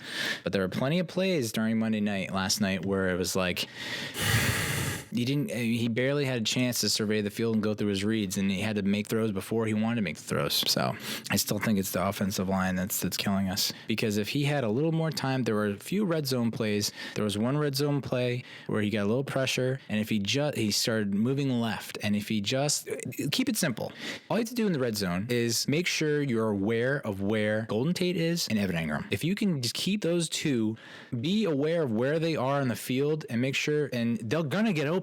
There was a play, he gets pushed to the left, the pocket collapses, he goes to his left. Golden Tate does opposite of what you should do, which he doesn't go with Daniel Jones, he goes against the grain, but he's wide open. And if Jones sees him, it's a touchdown. On another red zone play, it's, I guess, zone coverage. And he instead tries to force it underneath to, I guess, Slayton or someone. It's a 3rd down, and there's a linebacker all over Slayton that knocks it away. Meanwhile, Evan Ingram is wide open in the end zone. I mean, you know, it's easy to say that from where we're sitting when we have the bird's eye view, the coaches all 22, whatever that view is. But just Ingram and Tate. Those are 2 guys that you should just, you know, you can look around, but like, those are the guys you got to end up going to in the red zone. I feel like you can throw the ball anywhere in Tate's facility and he's going to, I mean, he showed it. That catch was amazing. And I saw the OBJ catch live, and I was like, that's the greatest catch of all time. And I think everyone else said it's the greatest catch of all time. That Golden Tate catch was superb, on par with the OBJ catch. The guy got up, got some ups, got some height on that jump, and one hand and bring it down inbounds along the sideline. Hell of a catch. And I really thought that was going to be the pivotal moment that turned the tide and said that we're Giants all the way. There's no way we're losing this game after that catch. It's just so disappointing. It's so disappointing because we have been shit against most of the NFC East. I mean, the Redskins are the Redskins. They've been awful and garbage for so long. We're 9-4 against them, but like we're like 3-11 against the Cowboys. We're 2-10 against the Eagles. Like, we're just not. And those 2 teams have, what's sad is those 2 teams have 2 of the best offensive lines in the league, and they have 1 Super Bowl to show for it. So, I mean, you know, say what you will about the quarterback, the play calling. It seems like the easy fix, easy quote unquote fix, is offensive line. Draft offensive linemen out the ass. I mean, I don't know what they do at the 2020 draft. I mean, honestly, I would, if I'm Gettleman, I just go all in on that first round on the top prospects. I snag whoever that elite pass rusher is from college. I snag him, and then I trade up and I snag a starting left tackle. And if there isn't one available in the draft, I would go all in on signing a top left tackle and move Solder to the right tackle. That's what you kind of have to do, and just find someone at center who can coordinate the blocking scheme and production schemes better than Jalapeno, because he's just not getting the job done. What a load of shit, man. I don't even want to, I don't know. Go to my blog and read the rant I went on. I'm done talking about the Giants. I just fucking so disappointing. I've lost all hope for the 2020 season, and maybe there's hope for the 2021 season. You kind of have to have reserve the hope for that season, because that's the last season we'll have Saquon. There's no way we're going to sign him. So, god damn it, dude. I mean, 12-3, should have been 13-3.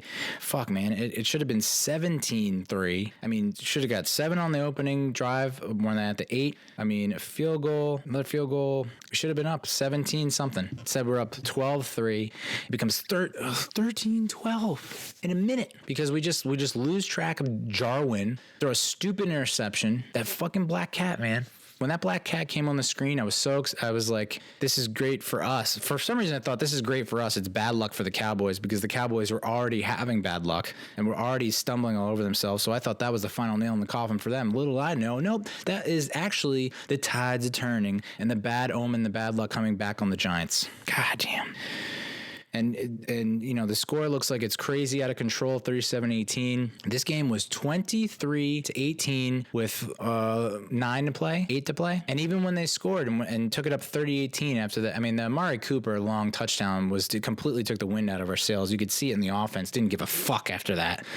But you know, guys, we're down by 12. It's 2 touchdowns. We've had, you know, obviously we've had some struggles in the red zone and punching it in, but like we're only down 12 and there's 8 to play. 2 drives, 3-4 minutes each, make the right plays, you're back in the game. They just completely gave up. So the Jets game, I don't know if I even want to watch. And if we lose, and I'll end with this, if we lose that Jets game, blow it up. Rebuild time. Rebuild at all costs. I mean, honestly, I would get rid of Shermer, Betcher. I don't care what kind of effect it has on Daniel Jones. It can't affect him that much. Trust me. It cannot affect him that much. As someone who's been in through a lot of different environments, moved a lot as a kid, no. You got to learn how to acclimate and adjust.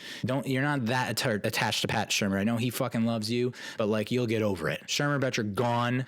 I think you need to wipe the slate clean with a lot of the guys that have big contracts that aren't doing you favors. Jenkins, Solder, Ogletree, and a lot of the young guys, build around them, and then you got to get as many draft picks as you can, and free agency. You got to get savvy. You got to rebuild, and then Gettleman is on the hot seat because for the one saving grace for us over this horrific stretch of 6-7 seasons, it has not been fun to watch, is that at least we're not the Jets. And if we lose the Jets, we're worse than the Jets. And we can't say at least we're not the Jets. We are not even the Jets. We're below the Jets. And that's just unacceptable. You got the commercials running for tickets, season tickets. You get the stadium less than half empty. I heard "Let's Go Cowboys" chants at MetLife. Dude, you're in a bad spot in a big way. And you need to make big changes. Otherwise, you know, we're going back to the 70s. The disco era. Disco's supposed to be dead. Ugh. And on that note, this might be the last episode. I don't know. I accepted a job offer, which is happy news. But it's also sad because it probably means I can't do this shit anymore. You know, 3-hour podcast, not possible. So either this is the last episode or the next episode is the last episode. But yeah, it's the end of an era. I mean, you know, I gave it a shot. Didn't take off like I would hoped, but I learned a lot. I guess that's what I'm supposed to say as a leader, as a good person. Like, oh, I learned a lot. It was a learning experience. Well, you know, it also was demoralizing. So, which my wife predicted. Correct again. Good on you, wife. But yeah, this is probably it. So it's fitting that the Giants season is over and there's no hope for the future, and then this show ends on a very awful note. So I don't know. Reach out and tell me how you think the show should improve, what I should do differently, what I should do better. I welcome feedback. I will be hurt by it 100%. I will definitely get hurt and it will sting and burn, but it's good. It ultimately is for good. So don't worry about my feelings. They will be hurt, but just reach out and tell me what the fuck I should do with the show. Real Cinch on Twitter, Instagram, YouTube. Subscribe to the YouTube channel and call the hotline 862-BIT-1986, 862-BIT-1986. The last year that my teams both won a championship. What a year. That's it for this show. And not just for this week, but probably forever. So adios, muchachos.